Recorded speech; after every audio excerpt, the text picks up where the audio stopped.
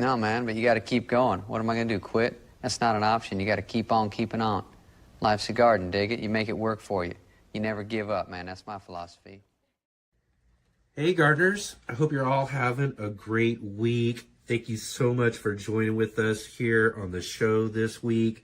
Last week, I mentioned to everybody that my corn plant, my Dracaena fragrans, was flowering again. I've got another amazing flower, so I thought I'd show you all a nice close-up of this really, really awesome flower. And as I've mentioned, it's called Dracaena fragrans for a reason. It smells absolutely amazing in here right now.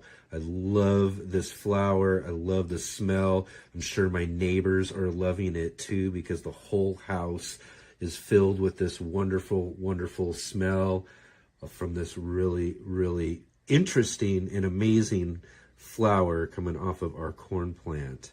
So, all right, everybody, let's get growing.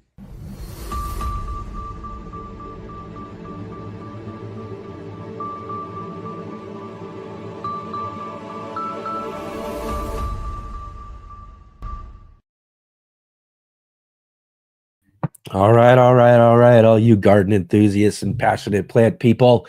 Welcome to the Let's Get Growing show right here on the Urban Gardener channel. I am Enoch. I'm your host today, and we do have a really, really awesome show ahead for you today. Those who pay attention to our show will know and realize that we've done kind of a switch up this week, and we've kind of had to do this. Is the second time we've had to do this. We've been meaning to have an interview with Kyle Haggerty from the Urban Farmstead, and if everybody remembers, last month as well too, Kyle is a firefighter. So last month he was on call and couldn't make it, and we ended up switching up and having our good friend Bevan Cohen from Small House Farm join with us, and it was a really great show.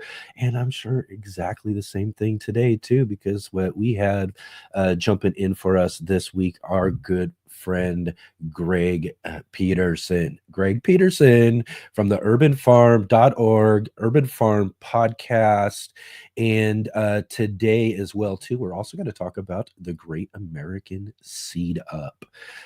This is an endeavor that Greg takes on with a few of his friends there, and presents a great opportunity for all of you as well too. And we'll talk about that with Greg Peterson a little bit later on in the show. So you'll definitely want to stay tuned for this really great conversation that we're going to have today. Anyways, Kyle now, like me as well too, has come down with something. He's not feeling very well and had to kind of call in sick this week. So we hope that Kyle starts feeling better real soon and we can get him on the show. I told him, I says, hopefully third time will be the charm. We'll make it happen coming up here sometime here in the next coming weeks or so as well too. So we'll get that planned out. We'll get Kyle on the show eventually, but we do have our good friend Greg Peterson. It's always great to have Greg Peterson on the show. It's always great to talk with him about all sorts of great things. And this weekend, in a way, we're kind of talking about seeds with our book club tomorrow. We've got our book club on the Sunday edition of the Let's Get Growing show.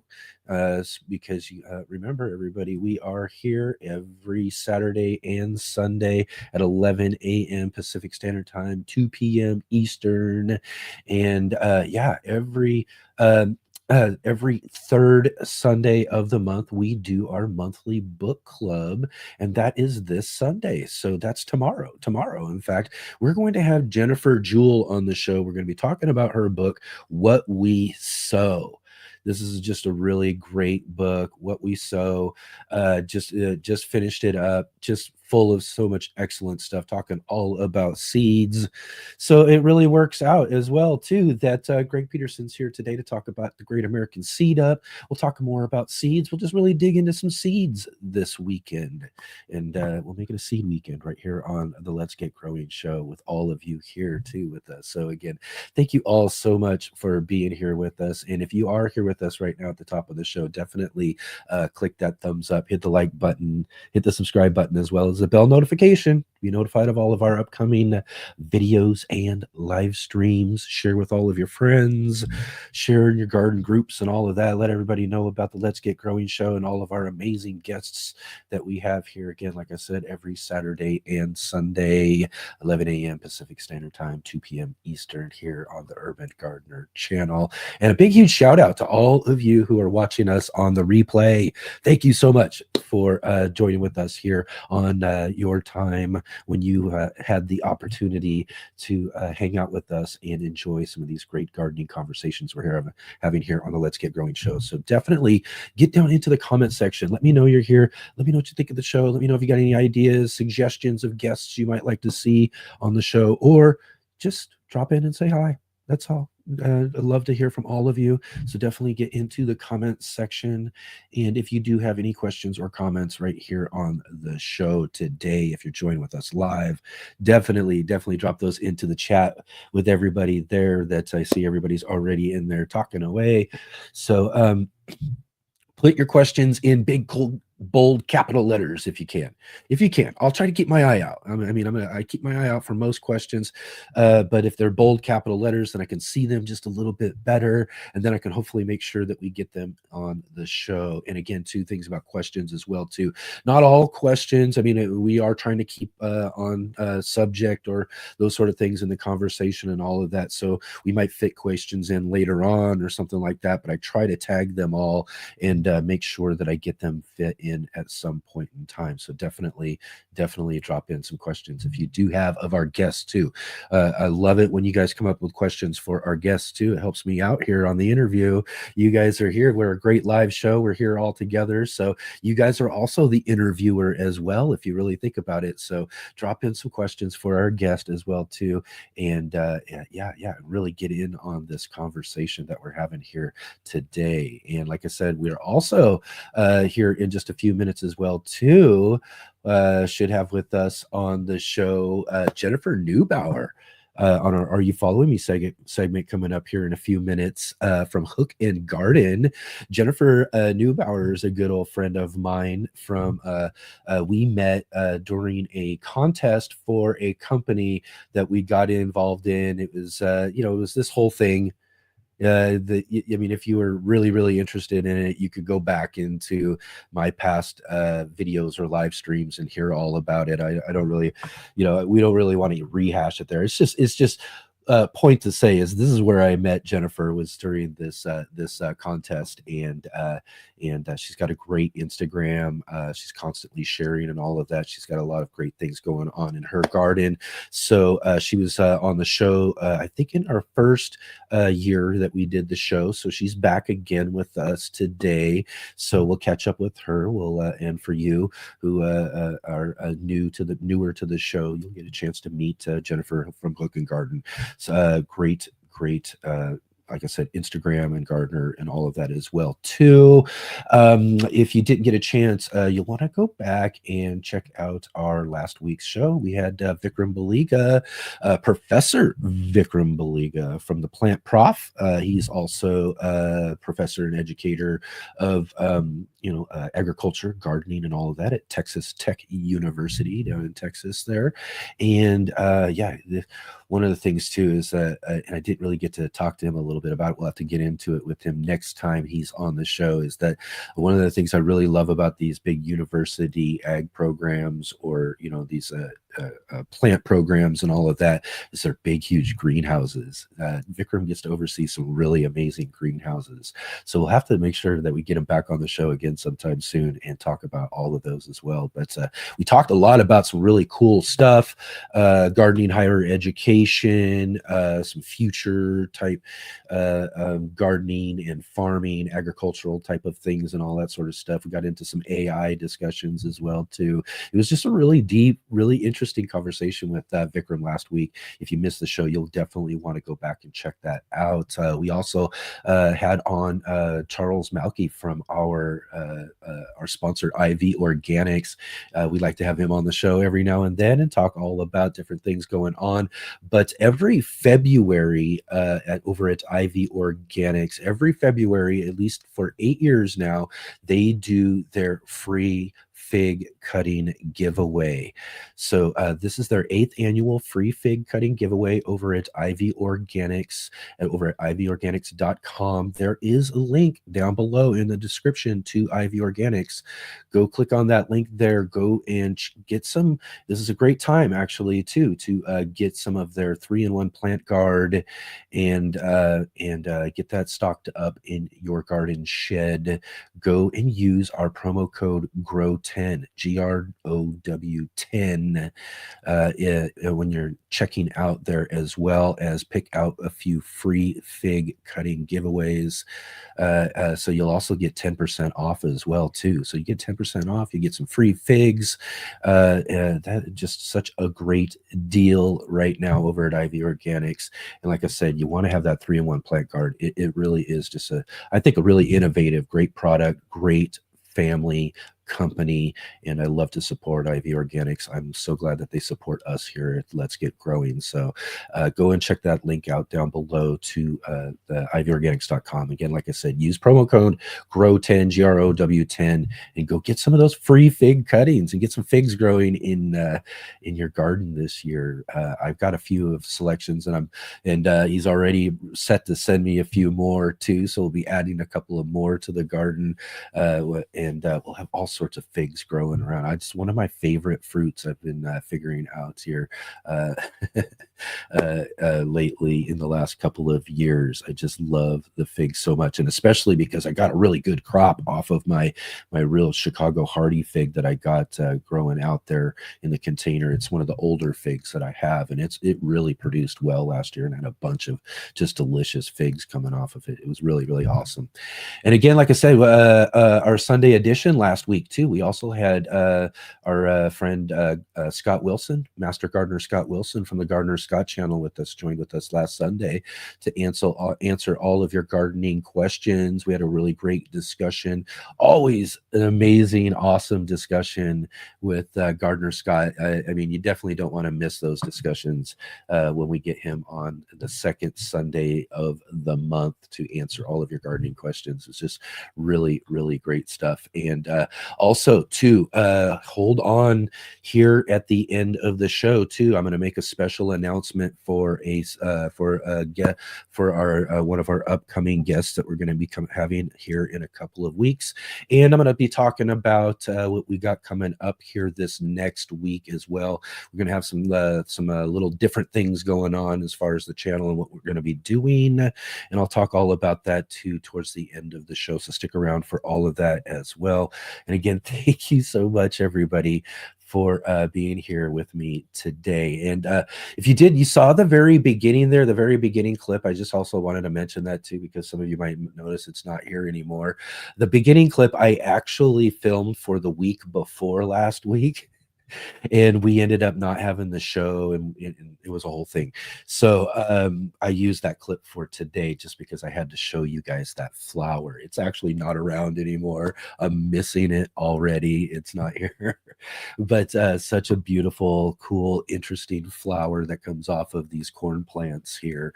And just an amazing smell. I've been enjoying it the last couple of weeks as well too. So it has been kind of like the saving grace of me having to be stuck in the house so much over the last week or two, being sick. I haven't been feeling very well at all the last couple of weeks. So I'm just gonna still, I don't think I'm quite 100% yet, but still feeling better.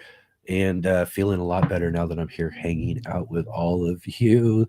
Let's jump in the chat and see who we got here hanging out with us today. I see we already got a great conversation already going on.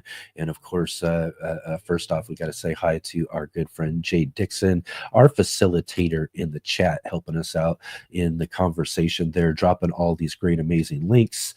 And thanks for joining with us, Jay, from Midwestern Ontario, Canada, and Huron County in the lee of Lake Huron. Thank you so much, Jay, for all that you do here for our show as well. And thanks to Adam as well, being our moderator and keeping his eye out here in the conversation too. Joining me from right down the road here, right up in Central Point, Oregon, and just a few minutes from me. We're neighbors pretty much right there. I see we also have Rob joining us from Rob's Allotment Gardening in the UK, joining us from over there in the UK. Thank you. He says, good day, good evening, all. I see Mobius 981 in the conversation. Heidi ho, Heidi ho. Thank you so much, Mobius, for joining with us. It's great to have you here. I see Bowtie Life in the Garden in the conversation. Thank you, Bowtie, for being here as well. It's so great to see all of you here. Rick joining us bright and early from the future in Australia. Like I said, I love it. I love it too. You know, again, to you, Rick and Rob, and from Canada, Jay, and just everybody from all over the place. We have just such a wide, expansive audience from around the world. Even it's just so amazing whenever I look into our chat and I see you guys showing up here week after week and seeing you in the conversation. Thank you so much, really, for all your support and being here and helping keep such a great conversation going during our show here. I see Mill Creek. Awesome. Mill Creek still got the mushrooms growing. It's good to see you. Thanks for jumping in there. Right on, right on. Greg's in the conversation. Awesome, awesome. He's jumping in the conversation. Greg will be on with us here in just a little bit on the show. And let's see here. Make sure I'm not missing anybody. Janet Potter. Good afternoon. Good afternoon, Janet. Great to see you today. Right on, right on. Awesome, awesome. But again, thank you everybody for again taking your time to be here with us to join with us here. Greg's asking, what time is Jennifer on? That's yeah, well, that's kind of where we're at this moment. I was going to mention something here in just a moment. Thanks for ask. Jennifer should be on. I thought she knows. I got her. She's got the link, so maybe she might be having issues connecting or something like that as well too. I'm gonna keep my eye out in the studio to see her if she pops in here, but if not, we'll just kind of keep the conversation rolling along here, and we'll get with Greg here real soon as well too. So we'll give Jennifer just a few more minutes here to see if maybe, like I said, some sort of maybe some sort of connection issues or something like that as well too. So yep. But you know what time it's supposed to be. This is usually where we are interviewing our first guest. Well, we'll see what happens here. Like I said, we'll give her a few minutes. We'll keep the conversation going on with you guys all here, and also here as well too. Oh, sorry. Let's see here. Sorry to say there. DLR 978. Hi everyone. Had to shovel some snow. Oh, you're dealing with the snow now, right? My snow, I was mentioning to everybody, if you saw the show last week, we were talking about it. That week before, we just got piled on with snow. More snow than I've seen in 7-8 years here on the valley floor, at least here in the Rogue Valley. Just it's been a long time since we've seen that much snow drop here on the valley floor here, and it stuck around for several days, but for the most part, most all of it is gone now, except for some kind of compacted piles that kind of got compacted up there, and they're actually shrinking, and I haven't been too much outdoors yet today, so they were pretty small yesterday. They'll probably be gone by later on today. So that's so much for all of our snow this year. It was quite an ordeal though too. There was a lot of snow, like I said. So hopefully you don't have too much, or you don't have too much shoveling you had to do, and hopefully it doesn't cause too many problems. It was a real issue for the first day or two. Again, we haven't seen that kind of snow around here for a while, and even our city, it took them a little while to get the snowplows out. They hadn't had out and hadn't had working for many years here, so they got getting them out, getting them on the streets. But they did a great job, got everything cleared up within a pretty short period of time for what we had to deal with, and but it was quite a mess for a little while there. All right, let's see here, and Want to make sure again too, we're not missing anybody here.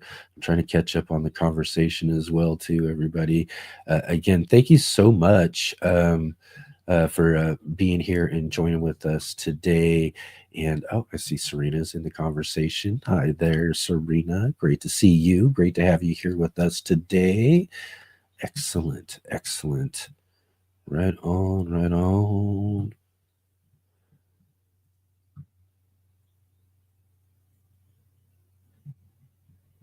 Oh, and DLRA says if there's someone here from South America, we literally have gardeners from every corner of the globe.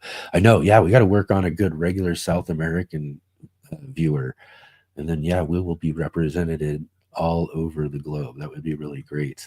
Hey, Jersey girl, great to see you. Thanks for being here. Thanks for jumping in the conversation. It's great to have you with us today. It's great to have everybody here. And again, we're just kind of waiting to see if our first guest can make it in. I sent a message just a little bit ago as well too, and let me double check something as well, and try to give her a few minutes here, so maybe we can fit her in here if she can make it. But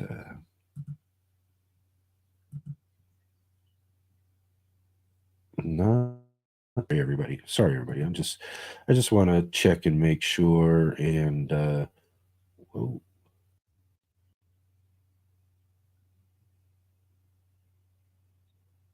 did I freeze? Oh, my computer was trying to do that again. I hope it doesn't try to shut me down. Oh no. Yikes. I worry about that every time right now. I'm having some sort of issue I can't seem to figure out with this thing, and it's shut me down personally one time, but yeah. Rick says blackout. I hope everybody can see me now, right? I mean, can you see me now? Okay, yeah. Jay says, you blacked out, but okay now. Yeah. Yeah, that's what I'm saying. Something seems to be happening that I can't seem to figure out right now between maybe the communication between my camera, maybe, and the computer, but they both just kind of shut down and then come back up. And then during that time, of course, it blacks me out or freezes me. And the problem I worry about though too is that this has happened, but like a couple of times before. The first time it happened, I think this was back on our heirloom special edition, and I had to restart the whole show because I think at the time that it happened, I was the only one in there or something. And then we had it happen when we had Jenny from Grow Fully with Jenna. And Jenna ended up just kind of taking over, and she was able to just kind of keep on, and I was able to get into the studio. So I think if I'm here by myself, it could shut down the whole thing and I'd have to restart the whole show and everything. But if someone else is here on with me, it would just kind of kick me out, and then I can come back in, and they would just kind of leave the person I'm interviewing. Like what happened with Jenna, she just had to basically take over the show, and she became the host, and she did such a great job. If everybody remembers, and she just jumped right in and started answering questions and talking with everybody, and waited until I was able to get back in. But hopefully everything will be okay. Hopefully everything will be okay. I mean, so far so good. It seems like we're back. We got Robin Gardens in with us. Hello from very chilly Chicagoland. Trying to narrow down my seed choices for the year. So hard. Yeah, exactly. It can be quite a chore. I've talked about this just a few weeks as I was narrowing down sort of some of the pepper selections that I wanted to do. I have kind of run into a few issues though with a few varieties that I did choose. I'll be talking about that in an upcoming video as well too. So I'm probably going to dip back into the seed collection and seeds that I have, and maybe try and start some of them, and we'll get them caught up with everything. But yeah, it is kind of something when you've got a lot to choose from to choose what you got to grow, especially for those of us with limited garden space. And we've got to be really limited in our selections for varieties of seeds that we're choosing. And for me, that's how, and for all of us, I'm sure a lot of us, that's how we continue to find ways to expand no matter what. I mean, I started with pretty limited space, but I've expanded out into alleyways, on rooftops, and anywhere I can, because ultimately we deal with this situation every year. I want to grow more. I want to grow some of these other things, or I want to try some of these other varieties, or that sort of stuff. And so it's really hard not to get some seeds started up, get some seedlings going, and then we've got to deal with the space in order to put them into. And then and again too, that's how we get creative. That's how we start figuring out other ways to grow in places that we wouldn't normally think of as well too. And then ultimately, we still find some sort of limitation barrier, and I still hit it as well too. No matter what, no matter how much I've expanded my space, there still becomes some sort of barrier that I hit, a wall where it's like, okay, yeah, I've got all of these different varieties. Like we've got, I think, 12 to 15 different pepper varieties right now. And for my space, that's quite a bit of varieties. And to be growing, because I'd like to grow at least a couple of different plants of each of them. So that, that's 30 plus different pepper plants for my limited small space garden. So there's a point there where I have to go, okay, yeah, you do got to kind of hold back a little bit. Maybe we'll grow that one next year or something. And then again too, luckily we do have some of those varieties we can kind of fall back on as well when we deal with some situations that, like I said, I'll talk about in a video coming up as we're growing our peppers out this year, if you follow along with my pepper series that we're doing this year. Right on. So again, thank you so much. And thank you for being here. I am not too sure if Jennifer's going to be able to make it or not. And yeah, well, like I said, we'll see here. We'll see here. Again, maybe like you're saying something. See, dealers is saying gremlins, talking about what was happening. Yeah, maybe that's what's going on with Jennifer too. Maybe she's got some gremlins in her computer. Or something's happening, or something came up, or something like that she's not able to let me know about, or something. I'm sure this happens, when it comes down to it. So we're a live show, and sometimes we just got to kind of roll with the punches when it comes down to things. And that's just what we'll do here. We'll kind of, like I said, just kind of chat with all of you for a few minutes here. We'll let Greg get himself ready here for his segment coming up in just a little bit as well too. And then we'll get talking with him about all of these.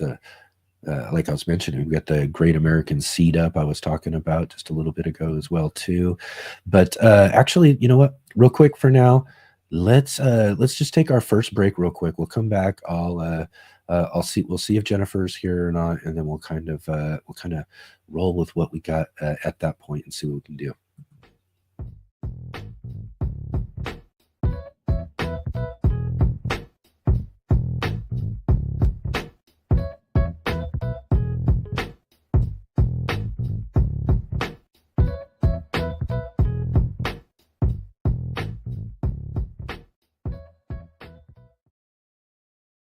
Hi, my name is Charles Malky, biologist and plant expert with Ivory Organics, where we grow cool plants and author Saving the World with the Home Garden.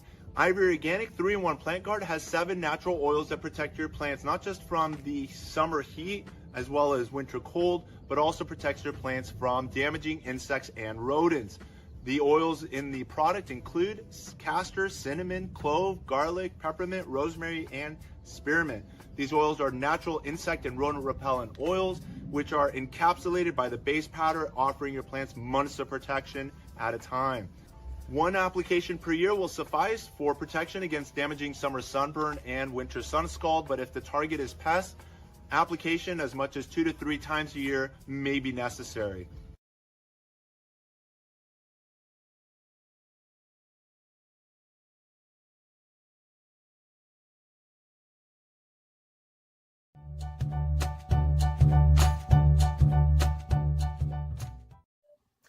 Hi everyone, this is Sarah from Sarah's Seed Shop here with another trivia question. Which of the following cool weather veggies has the potential to produce electricity? A. Radish, B. Spinach, C. Asparagus, or D. Turnip? We'll be back with the answer a little later in the show.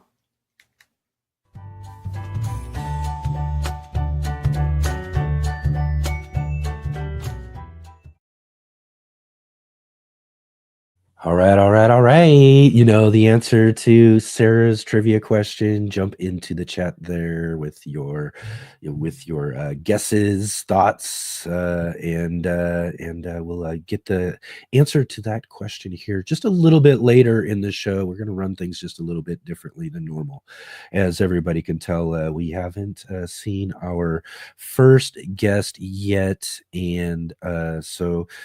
Well, like I said, sometimes things happen, and we'll again, like with Kyle, who wasn't able to make it again today as well too. This kind of are some things we got to kind of deal with when you've got a live show like we've got, and we're so fortunate all the time to be able to have such great conversations with all these just amazing gardeners who join with us each and every weekend. That we got to expect every now and then that we're going to run into some situations where our guests have things that come up and can't make it at a live appearance, and we'll just work on getting them back. Maybe we'll try to get them back together down the road in a few weeks.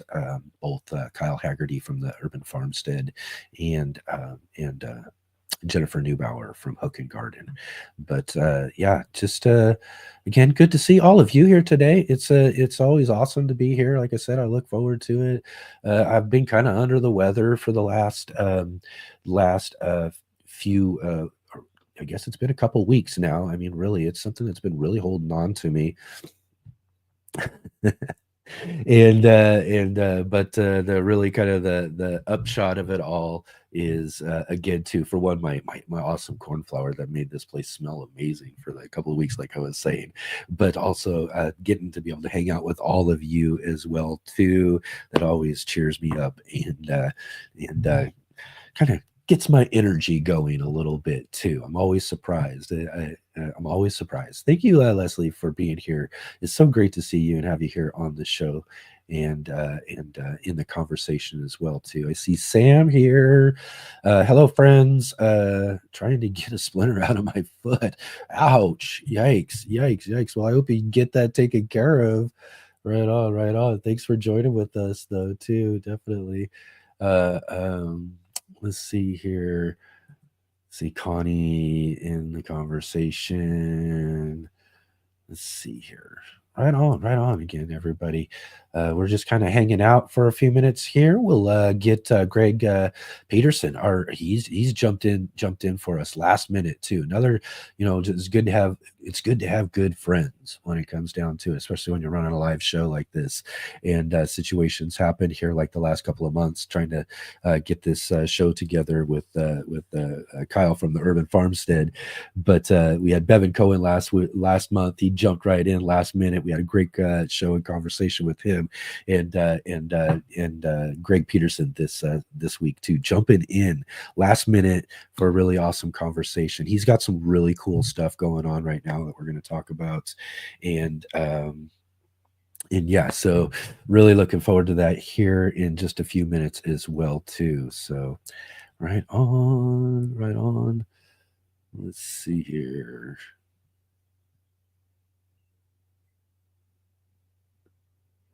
Let's see. Robin Gardens was asking, anyone do peppers or tomatoes in a tower situation like green stock?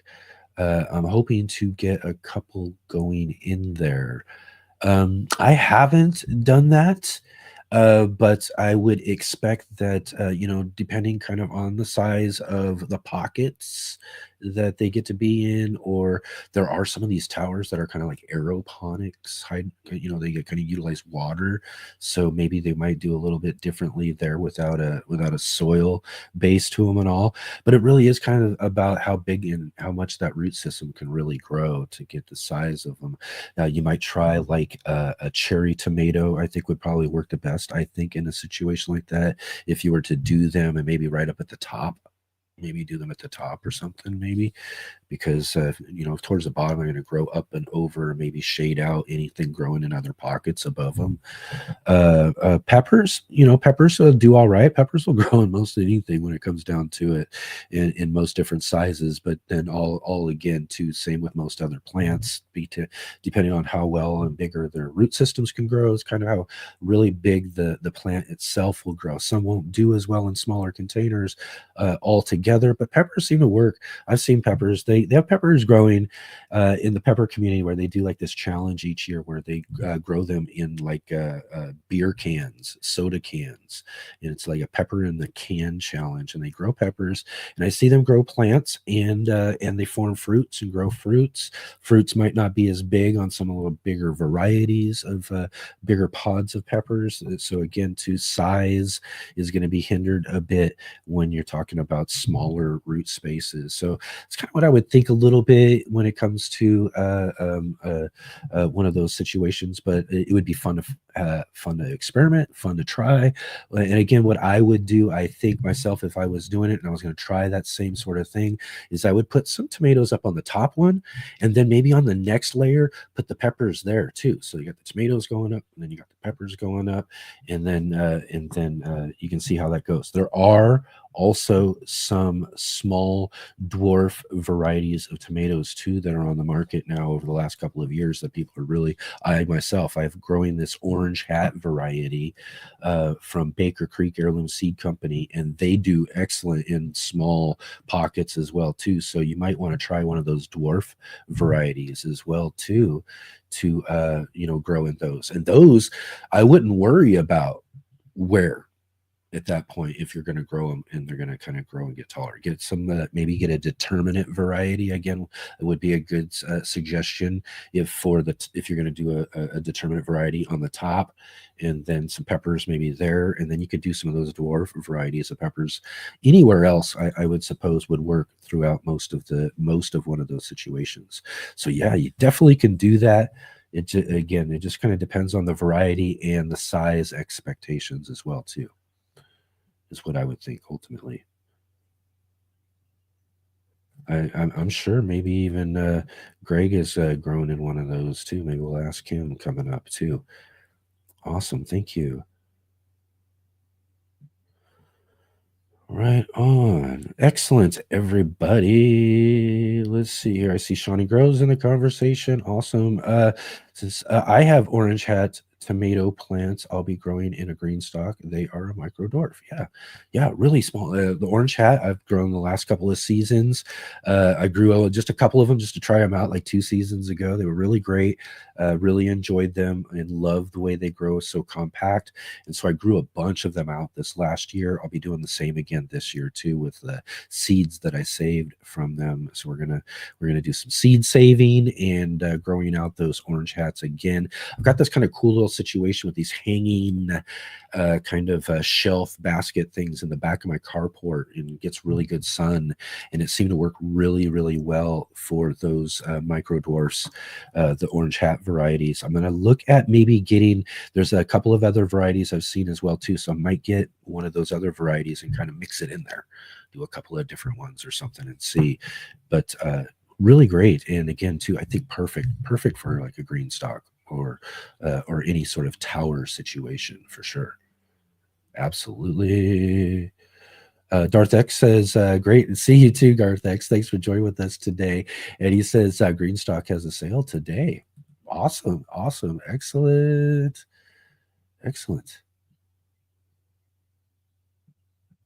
Right on. All right, everybody. Let's see. Serena says, if using a green stock, make sure you rotate it a quarter turn daily so all sides get as close to the same amount of sun as possible.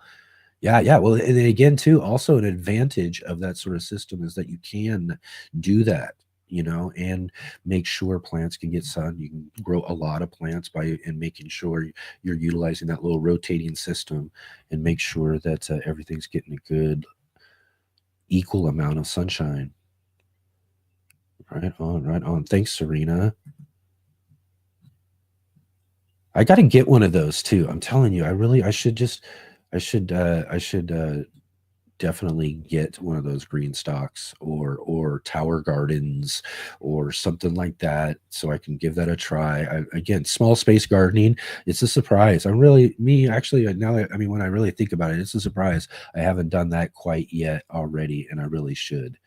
So maybe that's something I'll look into. I'll get a hold of them and see what they think. Maybe we can get one out here and do some videos on it too.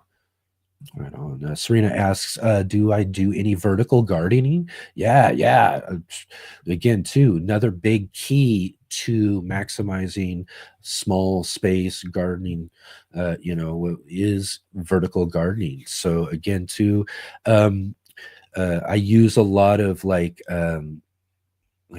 different I'll build some of my own like vertical trellises, vertical type cages, and that sort of stuff. Smaller vining plants, I'll even use some of like those tomato cages with some vining things to kind of grow up and to kind of just beans and things like that as well too, just to kind of get things to move in an upward direction. We utilize a lot of those pots, so again, too, making sure that we can get things. So again, just getting stakes, getting some vines, and just make sure they're going straight up. Lots of beans. I do that way. We do some melon varieties, cucumber varieties, lots of that sort of stuff. And again, too, vertical gardening is a real must in a way if you are limited to a very small space. That way, you can really just maximize what you're doing.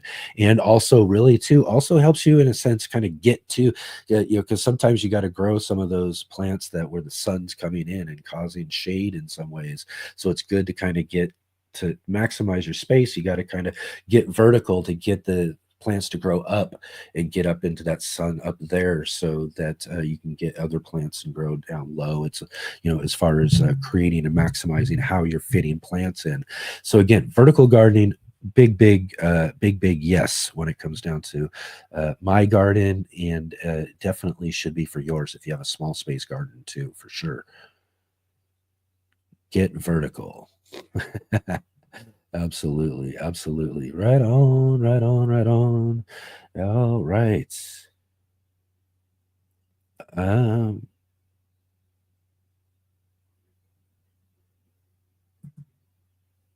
Robin Gardens asks, so what is the orange hat tomato flavor similar to? Ooh. I really did enjoy it. I found it was really similar to I don't know if maybe like I mean, I grew like sweet 100s a couple seasons ago. I don't grow too many cherries. I have like a regular cherry I grow, this Prax cherry tomato I grow most of the time, most every year. So that's kind of like a regular cherry that I get every year. Also, for a few years there too, I was growing this like purple cherry that I had, which was really delicious. The orange hat's a little bit different than those. It's still good. It's a little sweet. It's got a bit of sweetness to it that I really enjoy, and again too, they're really they grow a lot of fruit for little tiny plants. That's one of the things I thought was really kind of amazing about those micro dwarfs. Anybody else who's tried those orange hats have any suggestions on what they think of the flavor?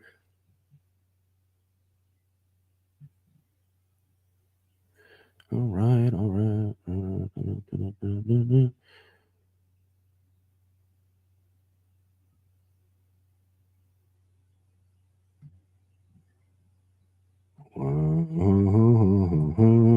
So it says, did I know that mustard is a bifugant? And a lady planted it, forgot about it, ended up pulling it after it went to seed, and planted squash and had no squash bugs all season long. Well, that sounds like a fun experiment to actually give a shot and give a try. I don't know. I might have enough. I don't know. I don't know if I have enough time to grow mustard through a full cycle like that before I put out my squash plants. So I'm not sure, but that sounds interesting. I would like to. I definitely like to look into that just a little bit more, kind of showing you that kind of crop rotation type of stuff that can help benefit plants and stuff. So, maybe that's a really good idea. Something I have to look into. Maybe that's a good solution. If that really works. You never know. You never know about nature. That's kind of how that works. That's why we want to kind of utilize nature in our solutions to issues we're dealing with in our garden. We want to be able to find those natural solutions. How does nature kind of work, or how can we utilize nature, in that sense? And we can do that through like crop rotations and stuff like that. In that sort of sense, we can do that through things like integrated pest management, by bringing in and encouraging other pests to deal with pests in our gardens, and all sorts of different ways that we can utilize a really natural solutions. And maybe that's one that I just haven't had my eye on yet too. So let's see here. Big Well Dog says, did I miss his question? I might have. Let's see here. I'm going to go back real quick. Oh, let's see here. Okay, yep. I think I found it here. It says, anybody else get grand plans this point in the year that they never get the time for once things get going? Enoch, if so, what are they? Oh gosh, I'm the king of this. This is like my specialty. Getting going, having good, big, grand plans, and thinking about all this wonderful, awesome stuff I'm going to get going through the year. And then we just kind of get working and going and getting going. And then we just find that a lot of all the stuff that we want to do, we got to start really getting selective about what we can actually do and get it done and all that sort of stuff. So things do pop up. And usually it's just different stuff that I have to kind of prioritize as far as time management. I'm hopefully getting better at it. It is some goals that I have for myself this year, is to work better at my time management, so that some of these lofty plans that I think about as far as gardening and all of that, I can find the time to make sure I can get to them and make sure that I get them done and all of that too. So again, too, great question, Will. Really, it is for people just like I'm a big go-getter at a lot of different projects, multitasking and all sorts of different things going on. And yeah, things can just kind of get overwhelming at certain times if your time management isn't really on point. And again, like I said, I'm the king of that sometimes. It just seems like I run into something every single year. And again, too, it's just a prioritizing situation at that point. And sometimes maybe some things kind of fall off, and again, too, that's why even some of the most experienced gardeners like myself and others that have been on this show will tell you as well too, that things kind of, they're constantly dealing with things and issues and stuff like that as well, that come up for all of us gardeners who are like that. And sometimes even us experienced gardeners find things that we just kind of that don't kind of make it or don't succeed based on the fact that we just didn't have the time to get to it. Thanks for the question there. Glad I could go back and find that here. Right on. Yeah, Greg here. He's waiting in the wings. We're going to get him on here in just a second. He says, so many things to get done. That's right. That's so true. That is so true. Right on, everybody. Thank you so much. And again, too bad we missed our earlier guest there, and our original guest as well, too. We'll work on getting them back on in a later show. Like I said, this is just kind of something we run into with a live program. Sometimes things pop up for people, and today is probably just one of those for our guests. And luckily for us, we've got a really great friend of this channel and the show with us today to jump in and have a really great conversation. Let's see here. Let's do this. We're just going to do that. I'm going to play what would usually be our second break. I'm going to do that after the conversation. We've already done the one break. We're going to do our second break after the conversation. So we'll get the answer to Sarah's trivia question. If you're all wondering and wondering what the answer is and all of that, wait till after the conversation here with Greg, and then we will get that question here too.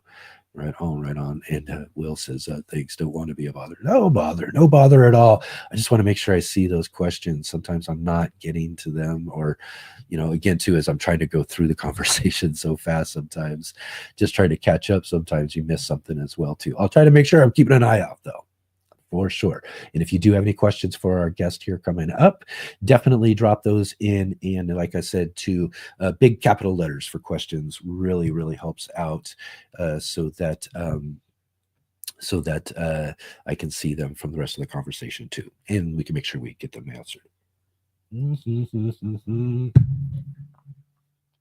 Right on, everybody. It's now that time. Let's meet today's featured guest. You never know when you might learn something, and that's what this is about for me. These are people that I admire. Please welcome my next guest.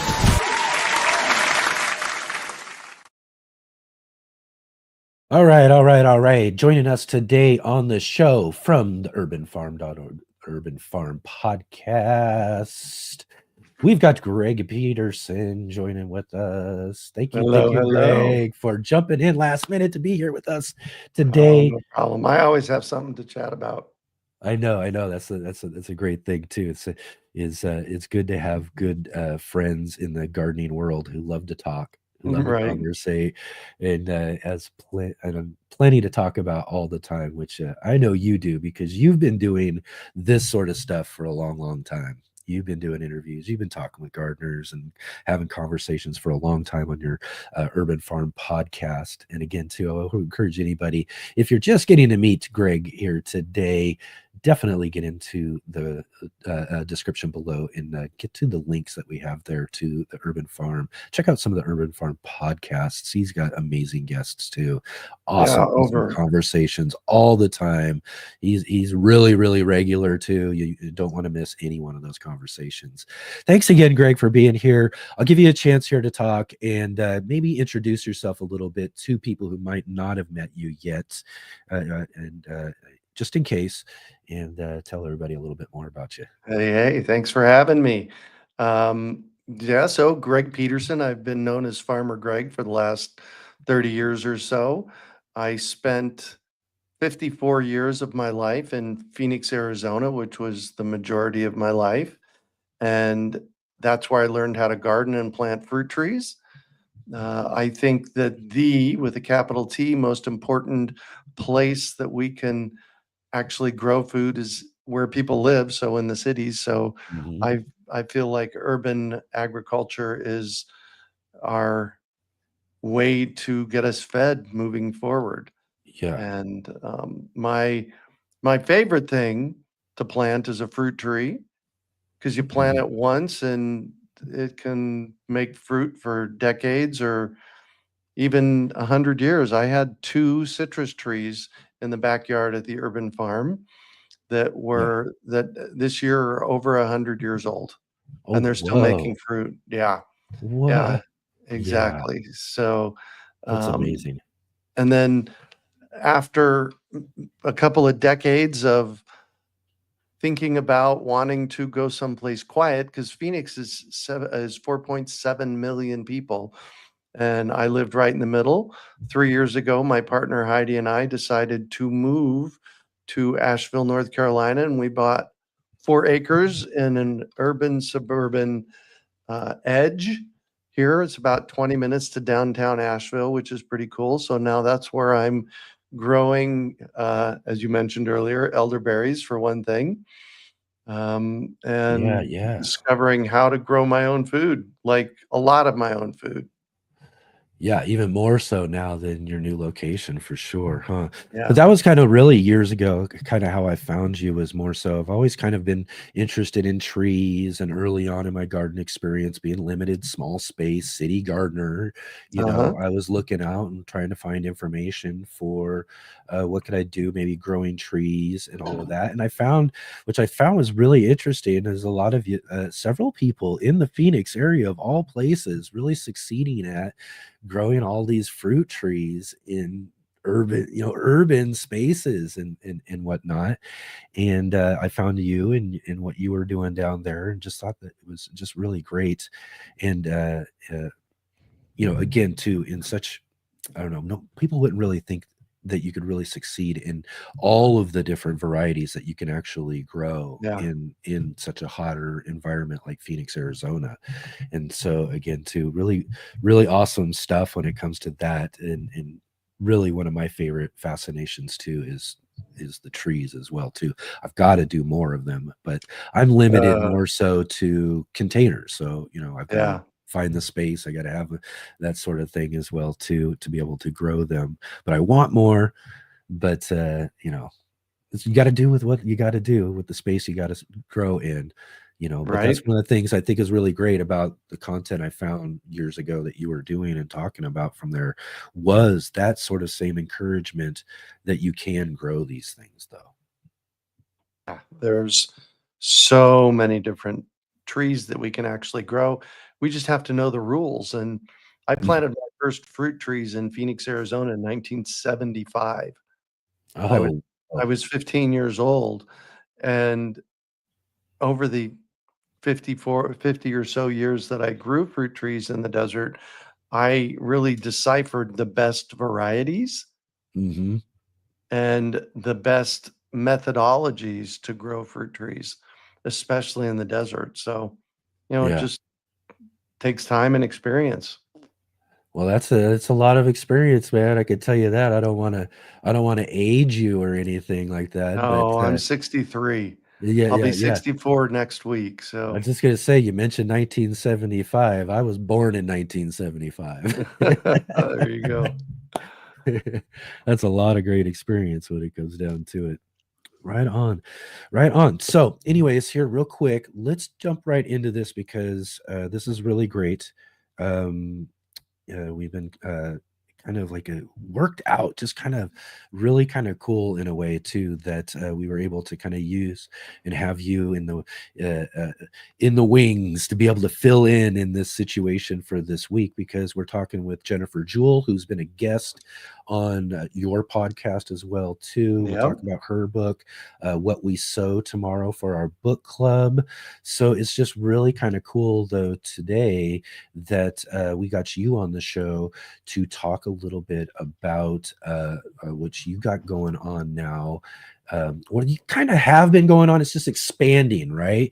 And this is the Great American Seed Up. You want to Yeah. tell us just a little bit more about this? I've been kind of reading about it since you got me set up. I'll let everybody else know real quick before you talk about it too. Is that it's new. This is a real kind of new thing as far as expanding the idea that you were doing locally into something, right? Yeah. So it's expanding into something, and we are here, the Let's Get Growing show, the Urban Gardener, the first affiliate too of the Great American Oh, Seed Up. right. We got Exactly. we got the link right down below in the description for everybody as well too. Excellent. So tell us a little bit more Awesome. about the Great American Seed Up. How did this get So, started and what's it all about? yeah, we're in our 11th year, Excellent. and it started in 2011. I know that's more than 11 years ago, but this whole thing started in 2011 when I was having a conversation with Bill McDorman. He's with Cornville Seeds, and he's been saving seeds and selling seeds for over 40 years.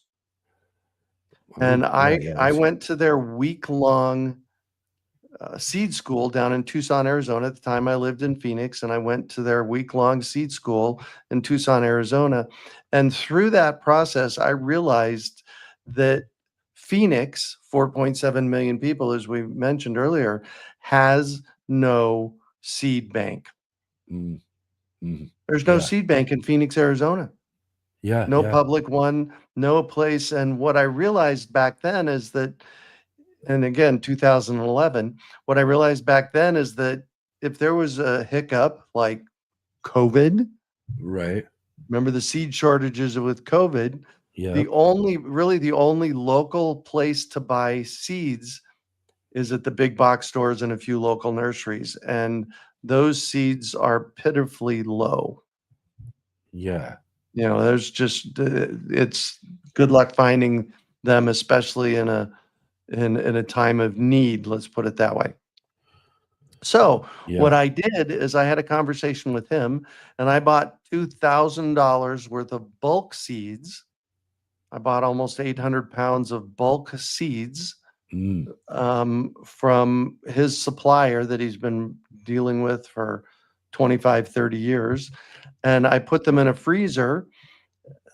Yes, storing seeds in a Mm. freezer is appropriate.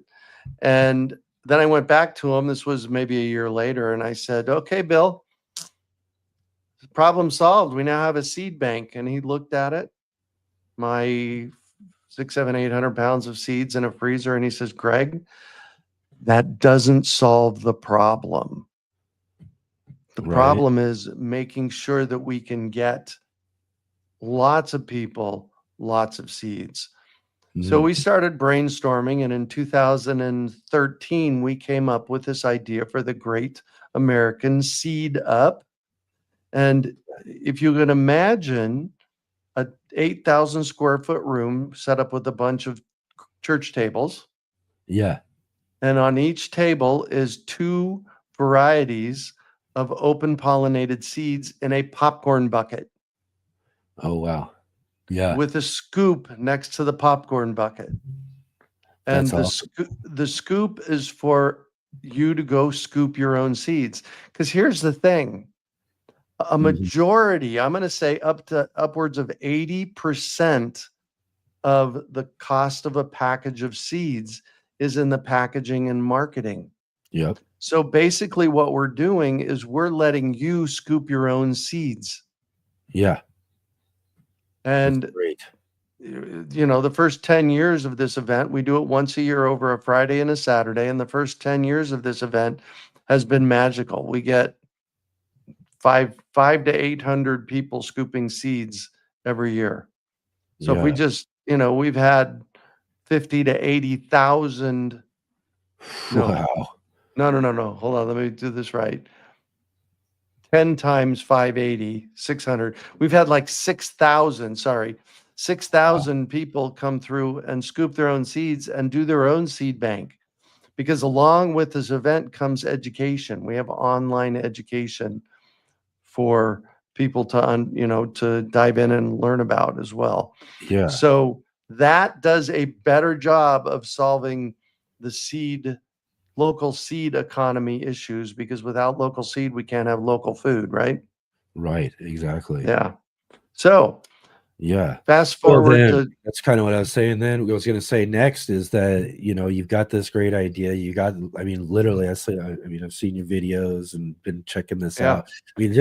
Really, like you said, a huge room just full of people just scooping seeds and doing what is like a big, huge, like seed swap bizarre. bazaar, Yeah. just kind of almost festival in a way of seeds, Yeah, and people exactly. just getting all of that and everything.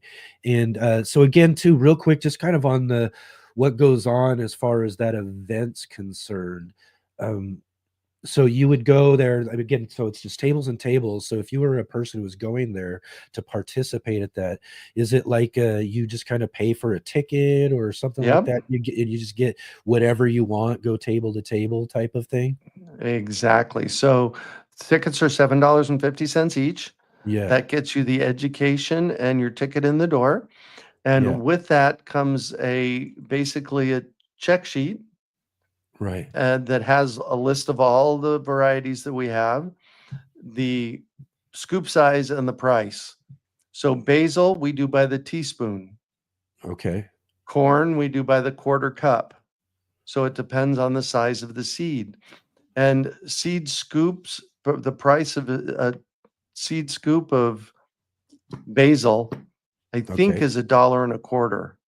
And we're going to talk All right. more about that here in a little while, but that's $1.25 by the scoop Yeah. at the live event.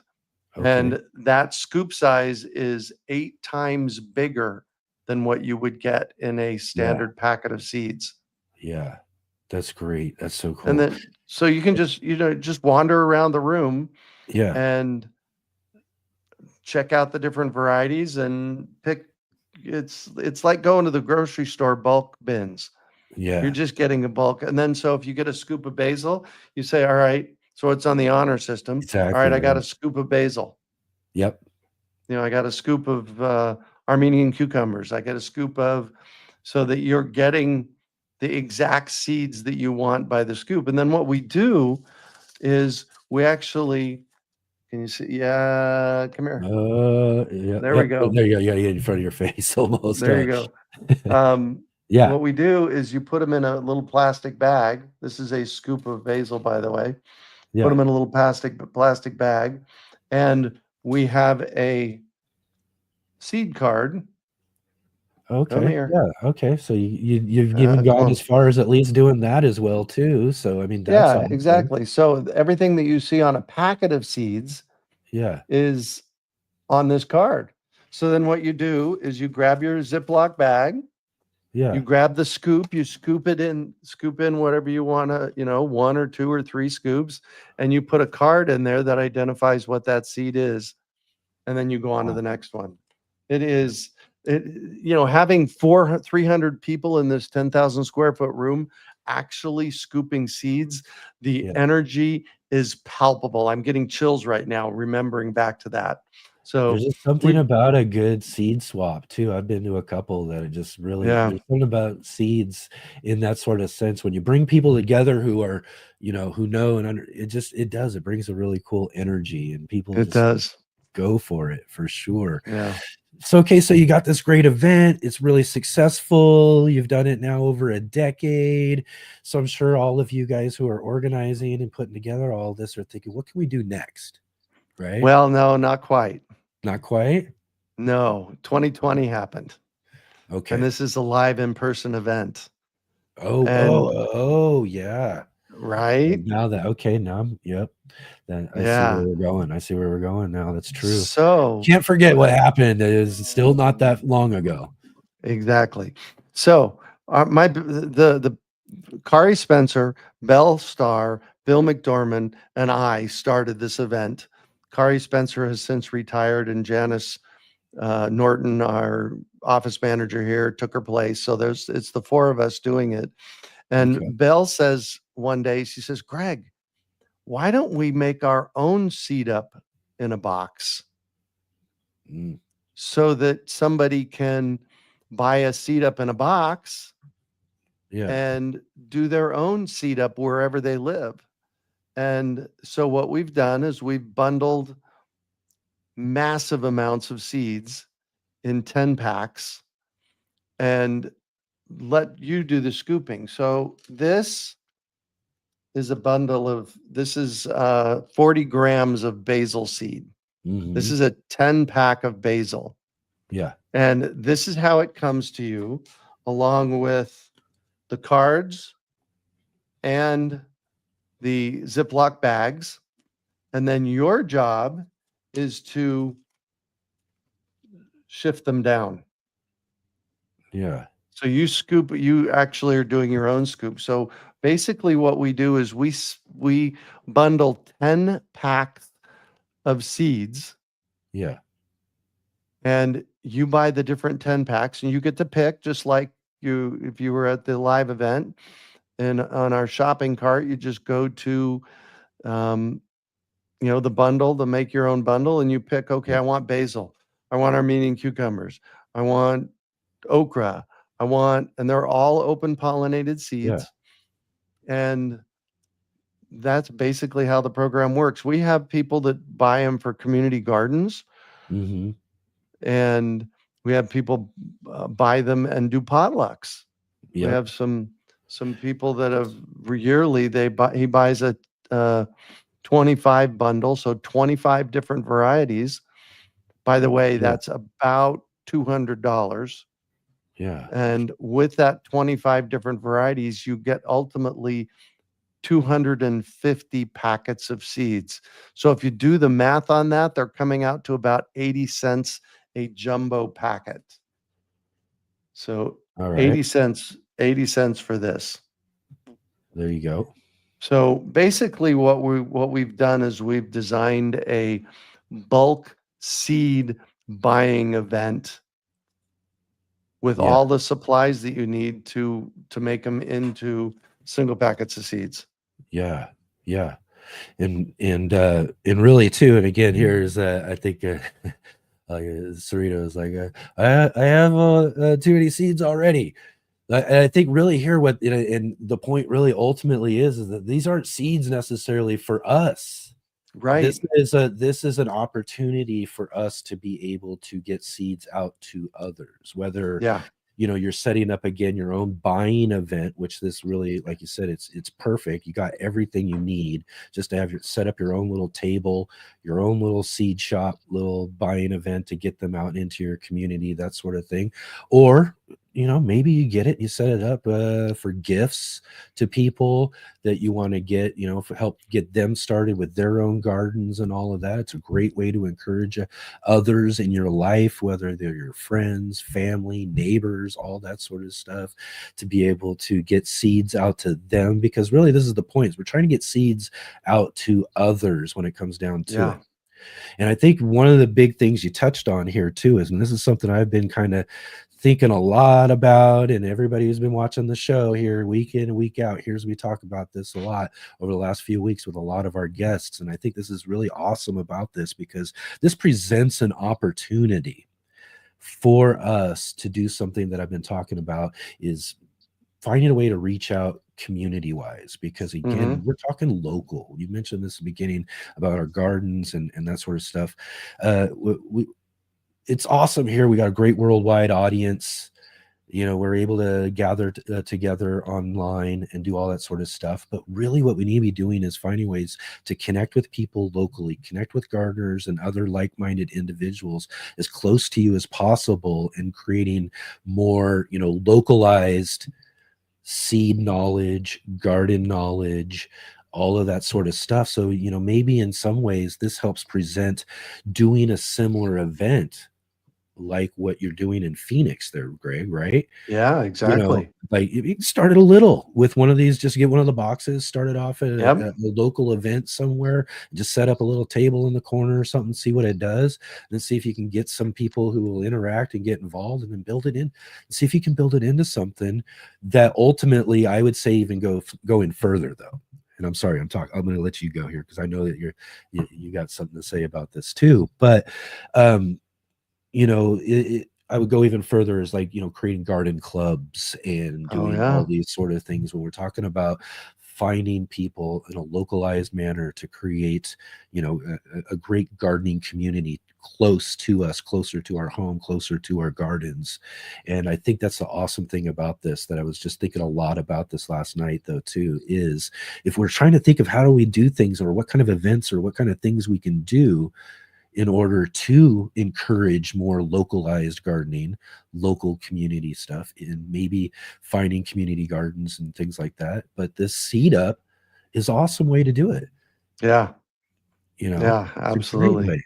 Great way. What do you think about that? Sir, I gotta shout out to Serena. She's posting bad dad jokes here. What do you call a grant given to people who want to start farms or gardens? Boom, boom. Seed money. Love that. So, and I'm pretty sure she comes up with a lot of these on her own, for sure. Yeah. She comes up. Yeah. Good job. I think she should write a book of Serena garden puns. Right.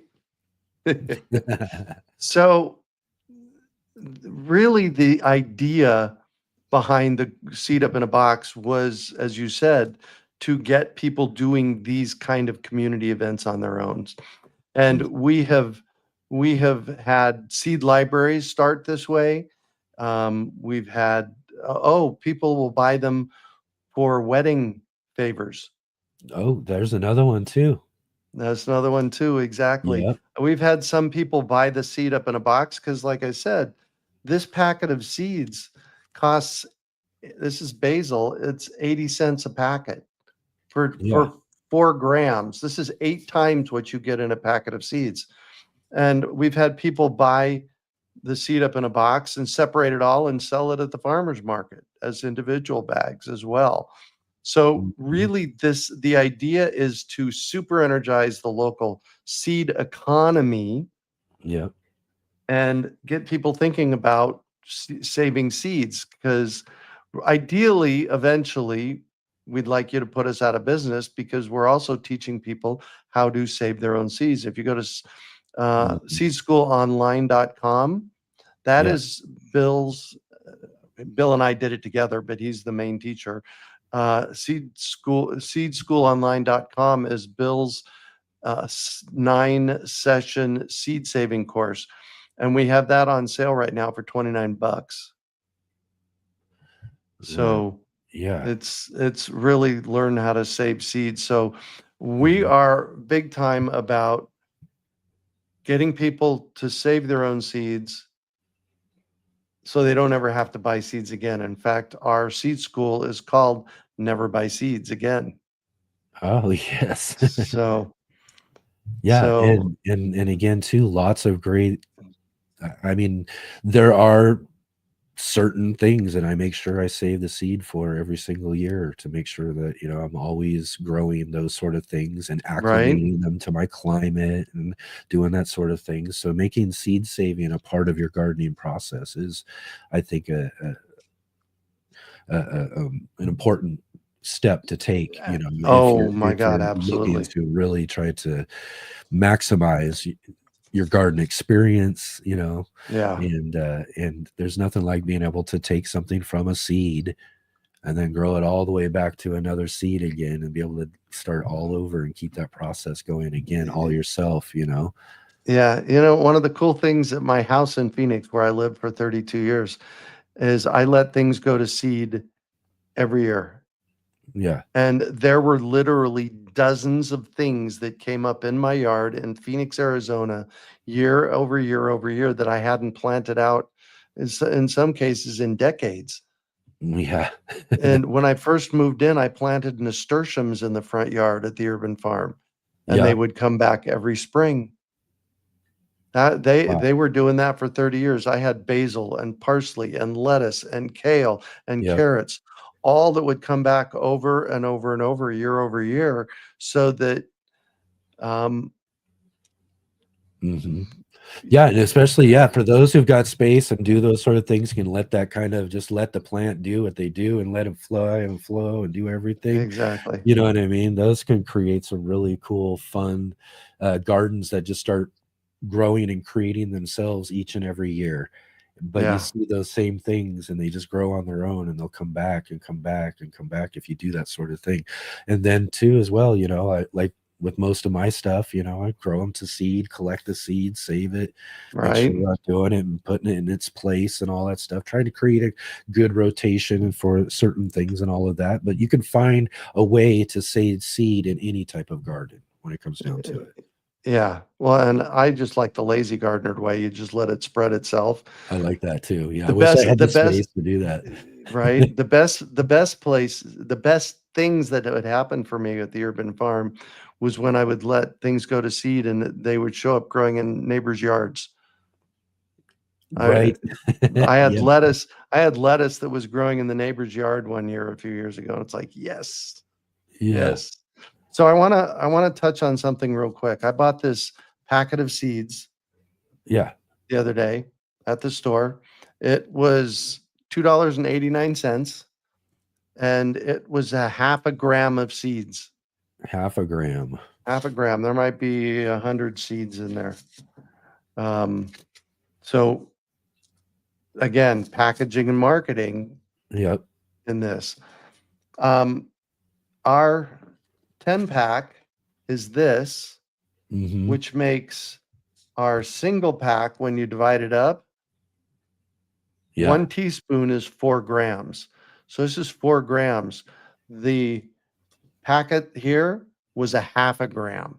So you're So getting 8 times. yeah, our packets are specifically designed to be jumbo and have there be so much to share. We're getting people into the share mode. Yeah, yeah. Definitely. And it's like I said, it's such a great way too, because again, that is kind of a normal for most gardeners. Getting one of those packets like you just showed, we go in whether to the big box store or we're Right. even ordering from our favorite seed catalog or that sort of stuff. But that's kind of what we're getting is that sort of packet, that sort of thing. And that's kind of what we're used to. So what you guys are presenting though is this whole nother idea of like, well, let's really save some money, but not only save some money, but do it in a way that makes it easy for you to get these sort of seeds out to others. Exactly. Making it a more affordable. And I was just thinking about that too, is like at 80 cents like a packet, if I was to say like, give some gifts out to people, like you were saying, and you could think of all sorts of ways that you would gift people. I mean, I thought that was something I didn't think about. A wedding, you know what I mean? Or birthday, holidays, Yeah. it's always great, for gardeners, if we're gifting out seeds.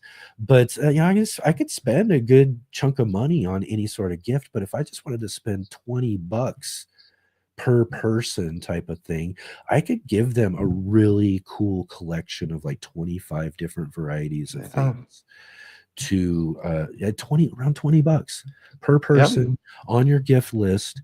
And you could get them a cool little bundle of like 25 different things that they could possibly start a garden, and especially those that you've been kind of nudging and trying to get to garden. Right. Yeah. You know what I mean? What better incentive than to just give them a whole garden, in a gift pack? But that's what I think is really kind of cool, is because now what you're doing is something we don't have necessarily available out there as gardeners. Right. Is that really ability, because we can buy them by a packet at a time. So if I was to go and buy somebody 25 different varieties of seeds for a seed gift bundle, talking 150 for that bucks. packet you just showed us, right? Yeah. Right. And you can do it for $20, 25 different varieties. You can get seeds out to your friends. You can do that. It's an affordable way to gift seeds. Just gifting them, let alone the idea where you could take it to that whole other level and start doing something in your community and all that. I just think that there's so much opportunity. I think that is just really awesome and amazing with this idea, the Great American Seed Up. Yeah. For everybody out there to be able to do things with seeds and get seeds out there and get new people gardening too. Yeah. Well, and you say $20 for 25 different varieties.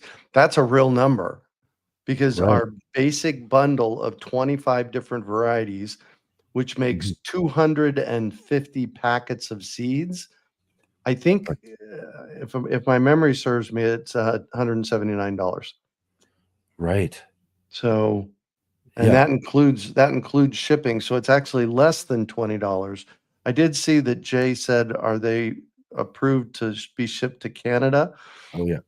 Yes, we can ship everything to Canada in our shopping cart except rye seed. We'd have to figure out what the shipping was. U.S. shipping is free, but once we start shipping to Canada, it gets pretty pricey. Excellent. Yeah, that's the thing about international stuff too. It can get pricey, especially with seed. And then, like you said, there are some seeds you got to be careful with, because there's something they don't like at all. Yeah, I do see DIR 7978 says their experience of gifting seeds has not been great. Most go unused or waste due to lack of attention, setup knowledge, time of the recipient. So let me tell you something about that. Seeds don't expire. I know that seed packets have an expiration date on them, but that is a randomly picked 18-month out from packaging requirement of the federal government. Yeah. the way seeds expire is if you kill them. Mm-hmm. And so remember earlier I said storing seeds in the freezer? Right, right. One of the best place to store seeds for long term is in a gallon jar with a sealable lid in your, and you just put them in the packets in that gallon Mm. jar, seal it up and stick it in the freezer. And seeds can literally last decades that way. Mm. So for your friends that you're gifting them to, just share that with them. Yeah, yeah. I like this. Bow tie says the only seeds that are guaranteed not to grow I are the love seeds you that. never plant. That's Yeah, there right. you That's go. right. And and on that sort of thing too, and I see Leslie was saying as well, similar experiences and that sort of thing. And in some ways, it doesn't mean we don't try, in Yeah. a sense, and that's kind of, I think, the thing is sometimes it takes even more nudging and doing things. But that's why I think at the price, when I think about gifting and when I think about what I do with, say, other things that people, I see, I'll give somebody something that I might never see them use or ever do anything with or anything like that, all these other things, and I just think, if it's anything I'm gifting them, in the long run, that they'll sit there and they can be reminded that I gifted it to them. I'd rather it be a nice bundle of seeds that really kind of speaks to who I am as the gift giver, as Right. well as just again too that nudge, I would say. Yeah. And then if it But didn't work and I see that they didn't get those seeds out that first time, that first gift, I'm gonna give it to them again the next year. I give them another one at $20 for 25 a pop. I'm yeah. saving money on gifts that I would give for other people and that sort of thing. I truly believe that in the long run. And Well, I'll give them a bundle of 25 different seeds the next year, and then they'll have 50 different seeds. You know what I mean? there you And, go. and then the next year, and then eventually they might give in and start planting some of those seeds. Well, and I think we're gonna see moving in the future. I mean, look at the price of eggs. Granted, Oh, that's a uh, disease, yeah. but I think Shows what can happen. we're gonna see a lot higher prices in the grocery store and Oh, people nudged farther to start growing their own, yep. Yep. you know? Plus, the thing is, these are regenerative. That means that I have a 15-gallon tree tub of Right. basil that I planted when we arrived 3 years ago. I Oh, let yeah, the yeah, thing yeah. go to seed, and I put the seeds on top of that pot of basil. They were Yep. outdoors all winter, and last year, year number 2, it grew basil. Yeah. They just came up on their own. Enough for me to make 10 half pints of pesto. And so I've Oh, done the wow. same thing. That's Right? pretty good. I've Yeah, done the wow. same thing this year. That pot it hasn't started sprouting yet because it's still cold here, but they regenerate themselves year after year after year. Yeah. So, Yep, and that's the thing. And again, like you said too, is that even if it takes 3 or 4 gifts of some bundles of seeds to somebody or whatever, and they finally start growing, then they got all of those other seeds again too that you've given them before, and right? again, and of course you definitely want to be pushing them. If you're not using them, definitely store them this way. Definitely Exactly. do that. Let them know. Because that way, eventually down the road, when you finally do use them, you'll have them all available, and you'll just have that seed stock. And then again, too, here's the thing. Also, think about this, and it just goes to your point that you just made too, is that even if they didn't and were holding on to this, what is becoming an accumulated seed bank of their own because of Yep. your own gifting to them, right? Maybe Yep. something does happen to the food system or some sort of thing that does really push them to that point. Now, okay, now I got to go in there. Now I got to garden. Now I got to do it. And you've got them already set up. They're prepped and ready to go. You know what I Yep. mean? There's just, I think there's just too many positives on that sort of sense. I'm going to be definitely thinking about that for myself as well too, moving forward. And I think it's a great idea on that level, you know, on the gifting level, which is great. But then there's that whole other idea of just kind of do and build these things that you originally started with, which is just this great event of bringing people together locally to get seeds together. And, you know, like I said, you could start small with one of these boxes and see what you can do with that. And then maybe you'll need a couple of boxes the next event you want to do, you know, and then you'll build it up into something maybe where you just got tons and tons of people showing up and you've built something really great in your local community and help bring people together around seeds. I think it's just a win-win. Yeah. I think I'm seeing in the chat that Kelpie is wondering how to save seeds. Oh, right. I'm sorry. I Um, gotta get caught up here. yeah, no, that's all Sorry, right. Kelpie. There she is. And what we teach in seed school, Bill McDormand teaches seed school. What we teach in seed school is keep them cool, dark, and dry. Mhm. And that's why I like the idea of a sealed jar in the freezer. That keeps them cool. Freezer's dark, and in a sealed jar, they're dry. Yeah. So it's really for long-term storage. Freezer about- is, yeah. Is there like you got long-term storage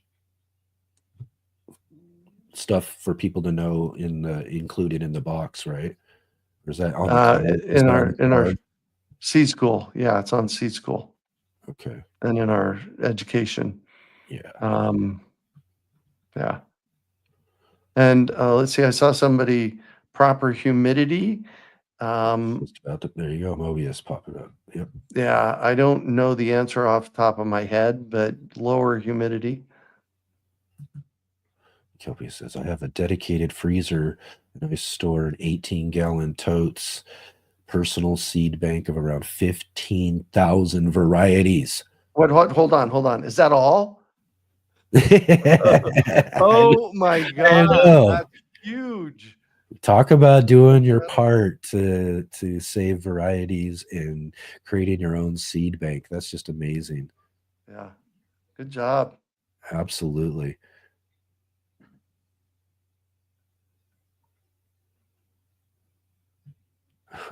Right on.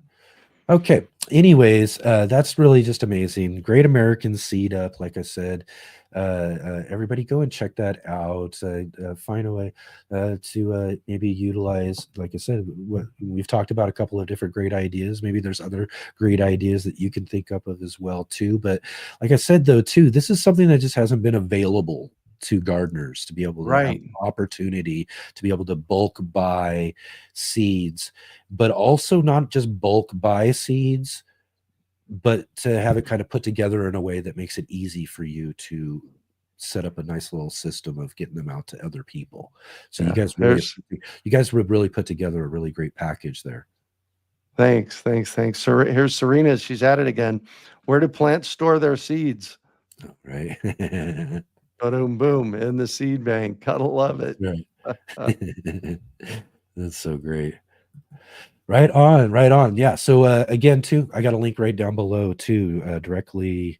And let me ask you this: I did put the affiliate link down there. That's what they'll use to go and get in and be able to do that. We are, as the Let's Get Growing show in the Urban Gardener channel, the first Great American Seed Up affiliate. And let's yes, excellent. Let's do this sort of stuff. And I want to do a shout out to Kelpie Capers Farm. Okay. I want you on my podcast.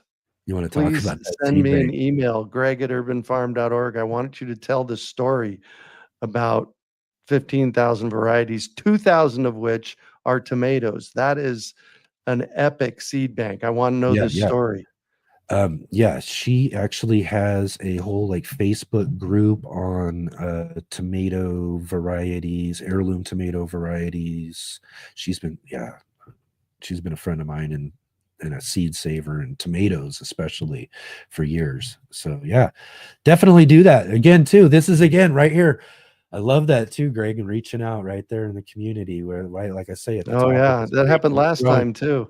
we're growing community through gardening. That's what this is all about. This is what this show is about, is us connecting with each other through all of these just great different endeavors that we're on in the gardening community.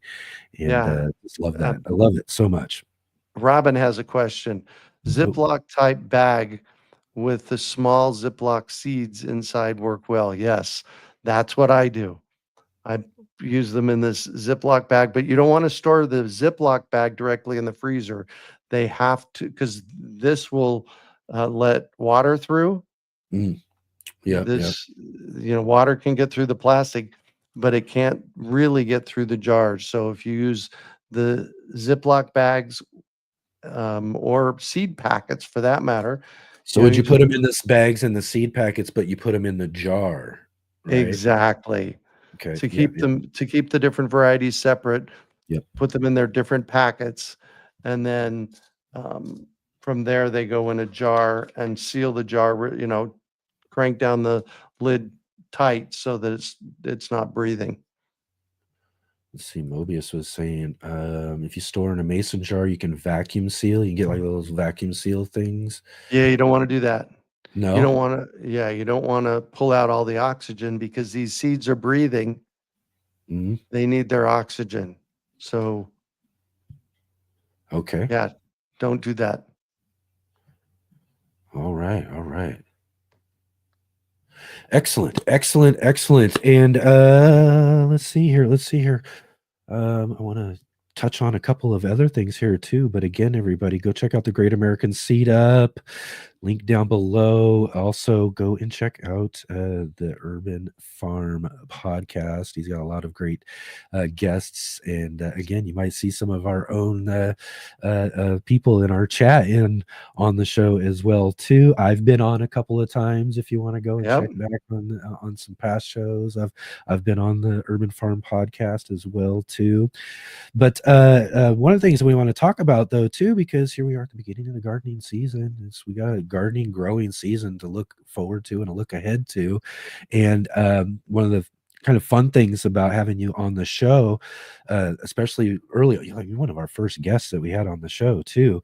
And that was when you were first getting started with your new property, your new garden. Oh yes. We're now kind of a couple of seasons in, and you're looking forward to what I guess would be like your third year, right? Would this be your third year? Your third Exactly. garden?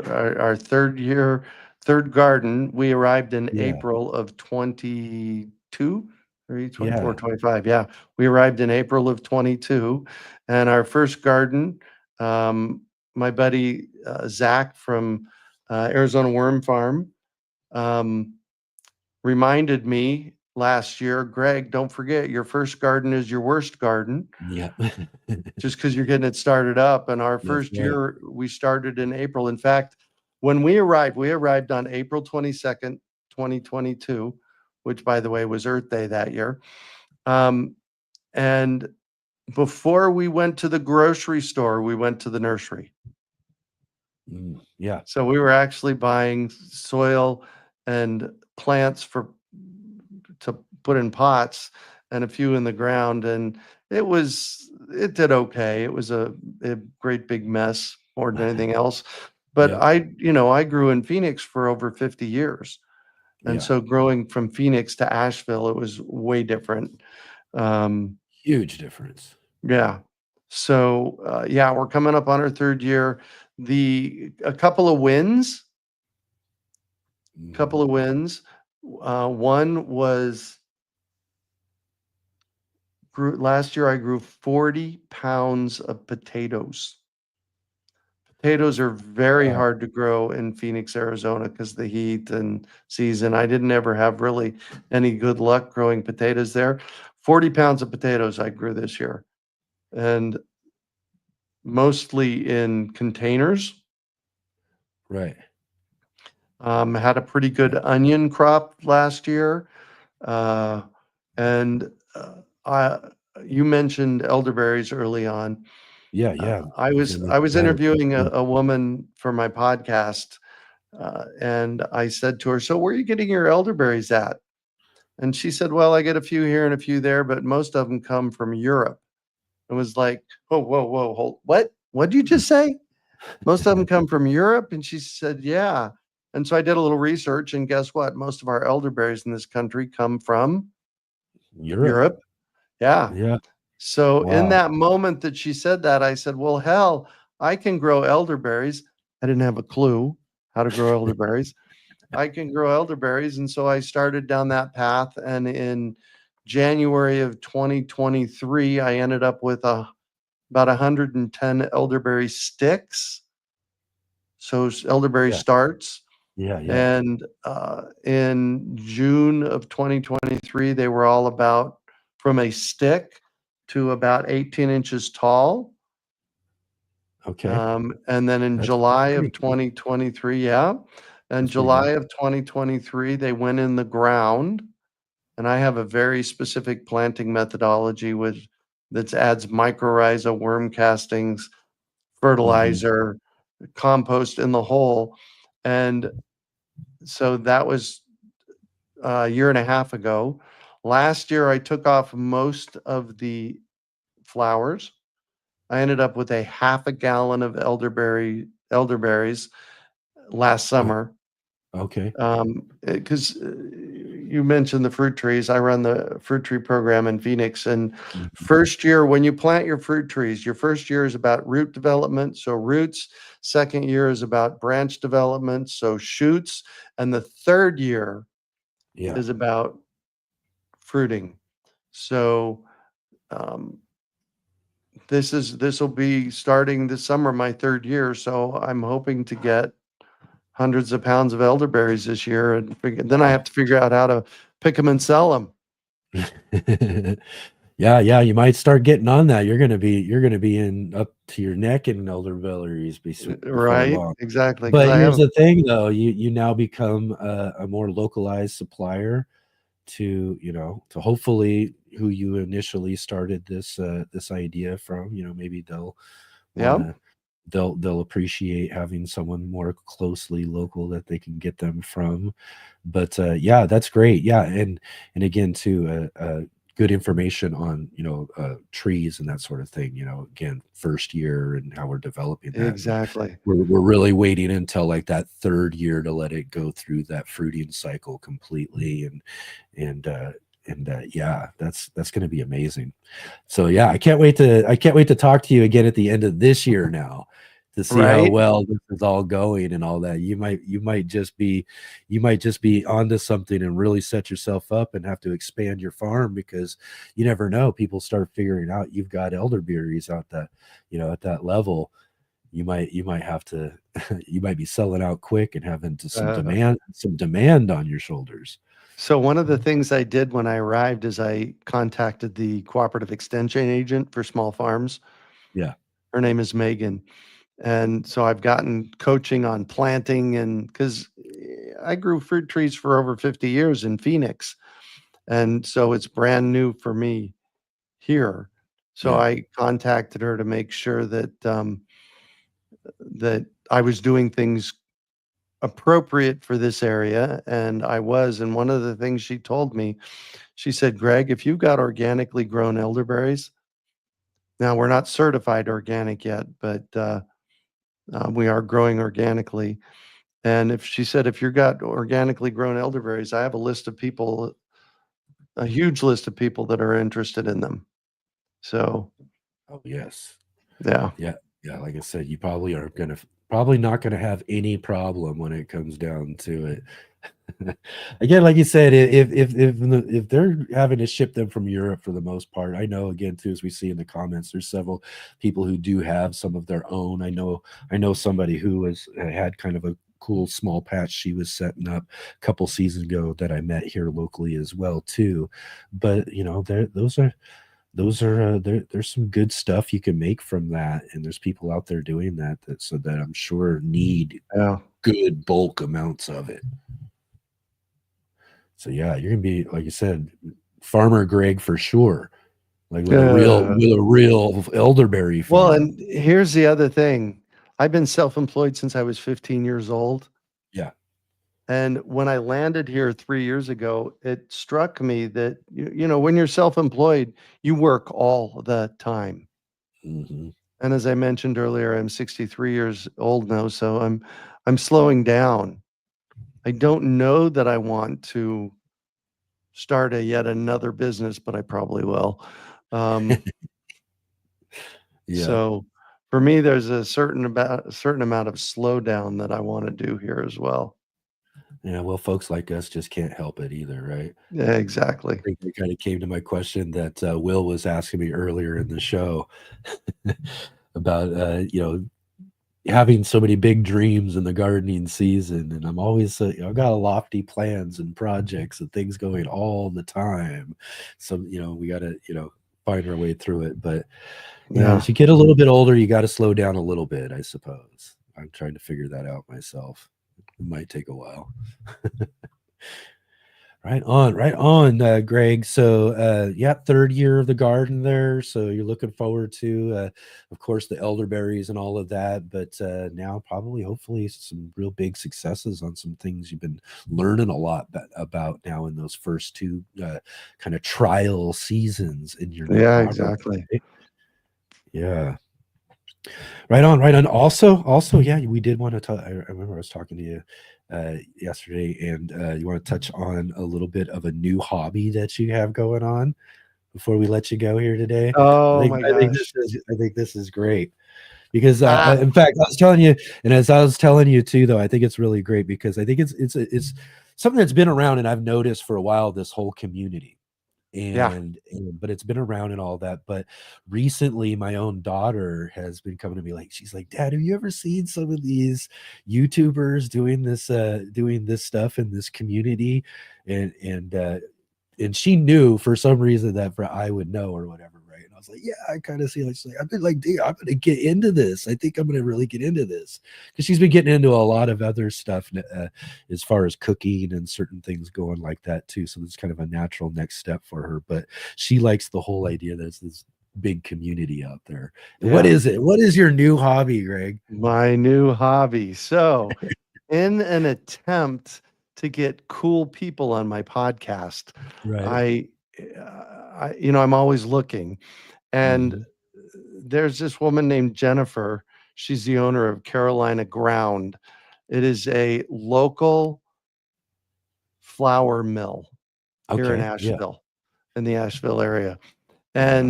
And I couldn't get her, and I couldn't get her, and I couldn't get her. And so all of a sudden, one day in October, she's doing this class on sourdough bread. Sourdough bread. And so I've been known to spend money on tickets to do things like this just to meet the people, not Hmm. interested in making sourdough bread. I went to meet her. Oh yeah, there you go. And I came out with this incredible new hobby called sourdough bread. And I have made 40 loaves Right on. You since the got class. your own starter and mother and all of that. Yeah, Just got she it gave us going. starter. Yeah. That's amazing. And so I've been in fact this weekend I've already made 4 loaves. I'm going to make 2 more today and 2 more tomorrow. I'm trying to see if feeding the starter every day Yeah. and then using it the next day will make a difference on the rise on the bread. Because the bread I make tastes really great. I just am not getting it to rise as much as the professionals do. So I'm in the process of trying to figure that out, but I'm having fun with that. And I'm Oh man. giving it so and I had a buddy of mine recently in permaculture and in nature, we there's this abundance problem. Yeah. When you start growing things like sweet potatoes or peaches or potatoes, that it and it's successful, all of a sudden you get this amazing amount of stuff. Hmm. And same thing happens with sourdough. The sourdough starter today, if I start with 30 grams of starter, I have to put 30 grams of water and 30 grams of flour in it and mix it up. And now all of a sudden I have 90 grams. Okay. Yeah. So tomorrow I have 90 grams of starter. I add 90 grams of water and I add 90 grams of flour. And all of a sudden I have what, 270 grams of starter the next day. Oh, wow. So You just keep it becomes something that you have to use. right. It, yeah, it's exactly. It kind of keeps you have to keep on top of it, keep going and all that. But again, it does seem really fun. And if anybody out there who probably flips through reels at times and stuff, there's just so many times that as you're flipping through different reels, those sourdough ones pop up. And Right. they're really kind of fun because the way they carve the breads to make them in these cool designs and stuff. And you Yeah. do all sorts of things with the different types of ingredients you can also include and add and make different types of flavors of sourdough breads and stuff too. It's just Yeah. there's so many possibilities and it just seems really kind of fun. So that's really awesome. It's and again too, it's kind of interesting too, you know, how we're out for one thing and we end up Yep. we end up grabbing a hold of a whole new hobby or a whole new thing that would Yeah. that gains our interest. And I think that's just so fun. That's great. I Right love on. this. Big Will Dog 82 in the soil. Anything you can bake, I can bake better. I can bake anything better than you. No, you can't. Yes, I can. Love that. Oh my That's gosh. that's all you're gonna get me to do to sing, by the way. I don't sing anymore. That's so funny. Right on. Yeah, I know. I gotta try that too again. But then again, too, like you said, that is one of the things though, too, is you gotta have some discipline with sourdough a little bit, you Yeah. know. You gotta Yes. be, you gotta be on top of it and take care of that sort of stuff. So, but it does sound like a lot of fun. Sounds really delicious too. I Oh my mean, God. really, there's just nothing better than sourdough Well, bread, the really. neighbors love me. I've Oh been, yeah. those 40 loaves, I've probably given away 30 of them. Exactly.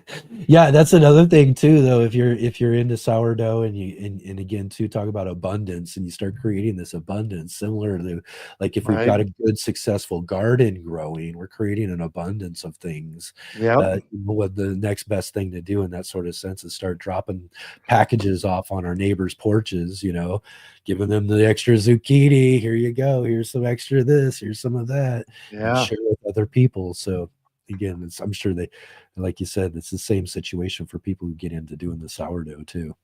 Yeah. Everybody gets bread. The abundance problem, baby. Everybody gets zucchini. Everybody gets bread. Zucchini sourdough bread. Let's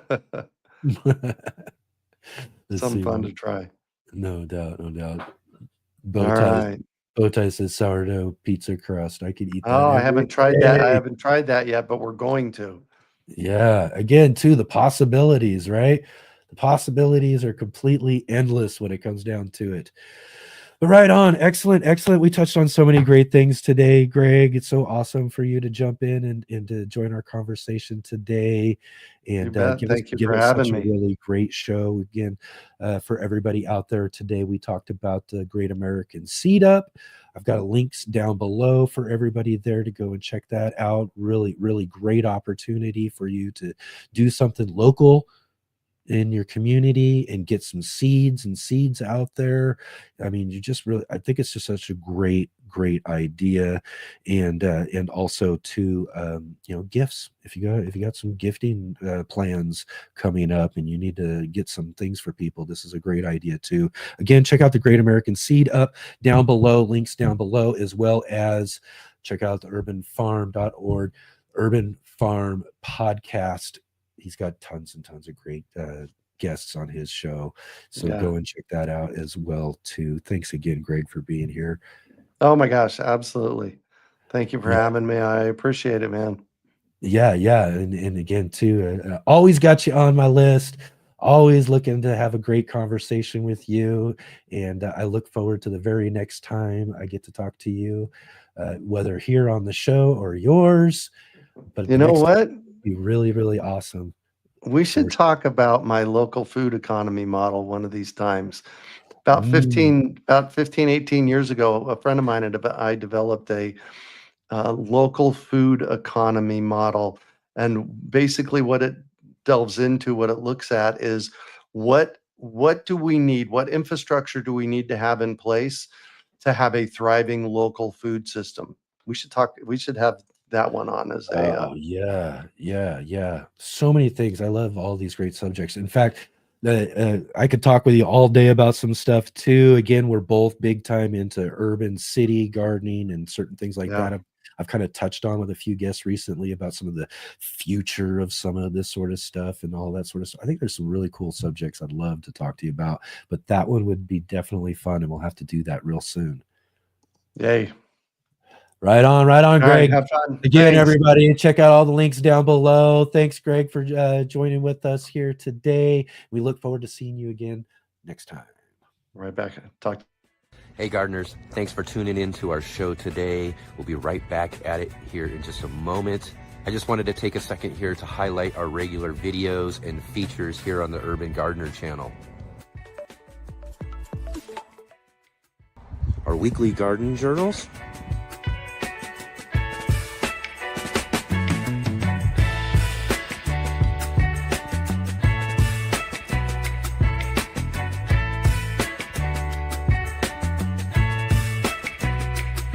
and our incredible feature visits.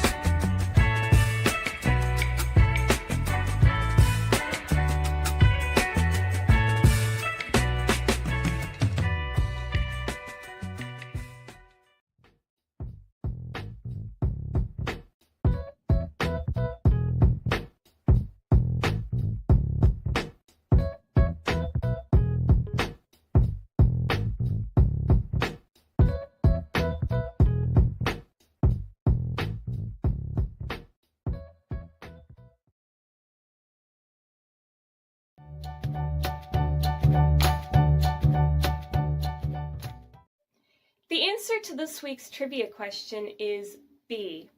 The membranes of spinach leaves can be used to produce biophotoelectrochemical cells. In turn, these specialized cells use water to convert sunlight into various byproducts, including electric current.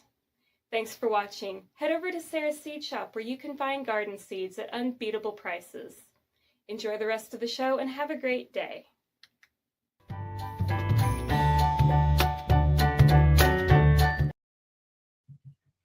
All right. Man, there's something going on there with the out on that. It sure cut off real quick. It usually has a fade to it. I wonder what that is. We'll have to look into that. Anyways, everybody, again, what a great conversation there. So awesome to have Greg Peterson on the show with us, talk all about his Great American Seed Up and all of that as well too. Again, like I said, check out the urbanfarm.org link that we have down below. Go check out his podcast, the Urban Farm podcast. Like I said, lots of great guests, and like Robin Garden says, excellent guest. That's for sure. Greg, like I said too, is one of our original guests. I've been following Greg for years. Like I said, just all the sort of stuff that he's been doing in the Phoenix area for all those years. I was following him, but now he's got his chance to have his own, like I said, elderberry farm and everything. So really awesome again for him to take the time to be with us here today. So again, thanks to Greg for joining with us here. But we got lots and lots going on, lots and lots coming up. I want to talk about that here a little bit with you before we finish up the show here today. But I did want to mention here too, Darth did ask this question, and to confirm with Greg, and I just wanted to say, and I wanted to get back to this because I was meaning to say this before we let him go. Sorry, Darth, but I do believe though that yes, that's exactly what he was saying. Jar for insulation in the freezer, but they can be inside the little packets, the packets that they give you with this seed up boxes that you can get, and then you put those in the jar, and then no vacuum sealing, and then just put those into the freezer, and that'll give it that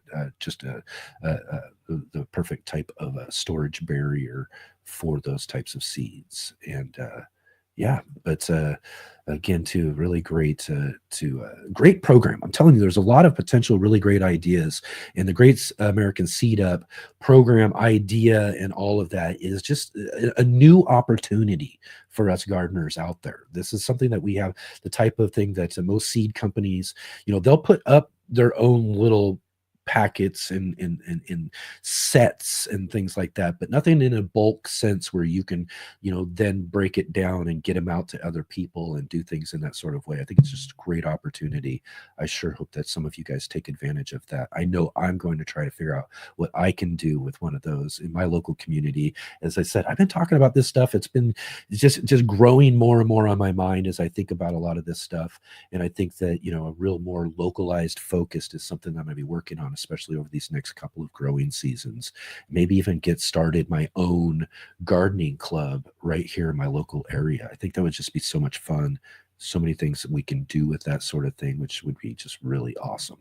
So, all right, like I said, we've got lots of great things coming up here on the show. And I told you all at the beginning of the show that I would tell you at the end of the show, because I was teasing it out so everybody would hold on and hang out to see who our special guests that we're going to have on the show coming up here on March 1st. This is somebody who's been on my list for a while. Been working on getting this guy on because, and everybody is a real popular person. Everybody knows this method of gardening that he really kind of pioneered out there and talks all sorts about, written books about, and is a real popular channel and all that sort of stuff.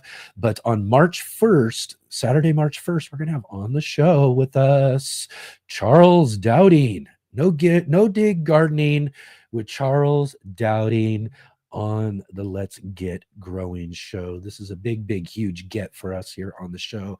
Big, huge get for me personally. I'm a huge fan, and I'm just really excited about being able to have Charles on the show with us on March 1st. So Charles Dowding, we're going to talk all about no dig gardening. We're going to talk all about what Charles has got growing on these days and all of that as well too. Super excited to talk with Charles, and I'm sure that a lot of you as well too are very familiar with Charles Dowding and all of that as well too. And I hope that you'll make sure that, and I'll get it up there. It should be on our live page here this afternoon. I'll have it all set up so you can click the reminders and get notifications and all of that as well too.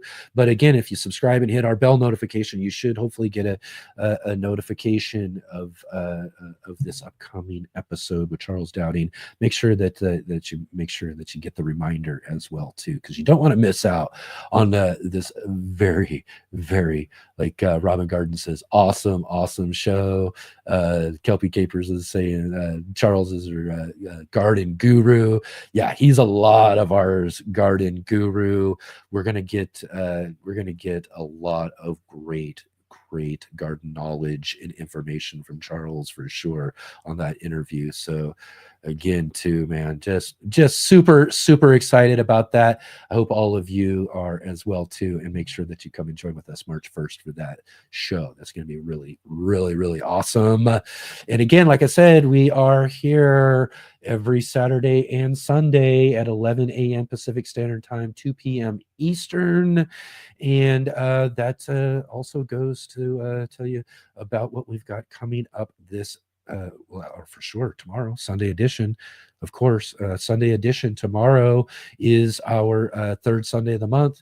It's our monthly gardening book club. We're going to talk more about seeds. We talked about the Great American Seed Up with Greg today. We're going to talk all about seeds and all sorts of aspects of seeds. As we're featuring What We Sow by Jennifer Jewell in our monthly gardening book club. Tomorrow we'll have Jennifer Jewell on the show with us, as well as having our good friend Mark Boucher-Colbert joining with us live as well too for In the Garden, as well as co-hosting our monthly gardening book club tomorrow. So don't miss out on that conversation too.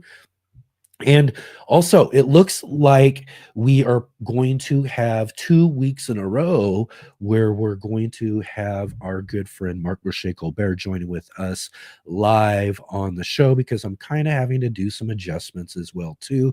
This is the other bit of information I want to share with you before we go today.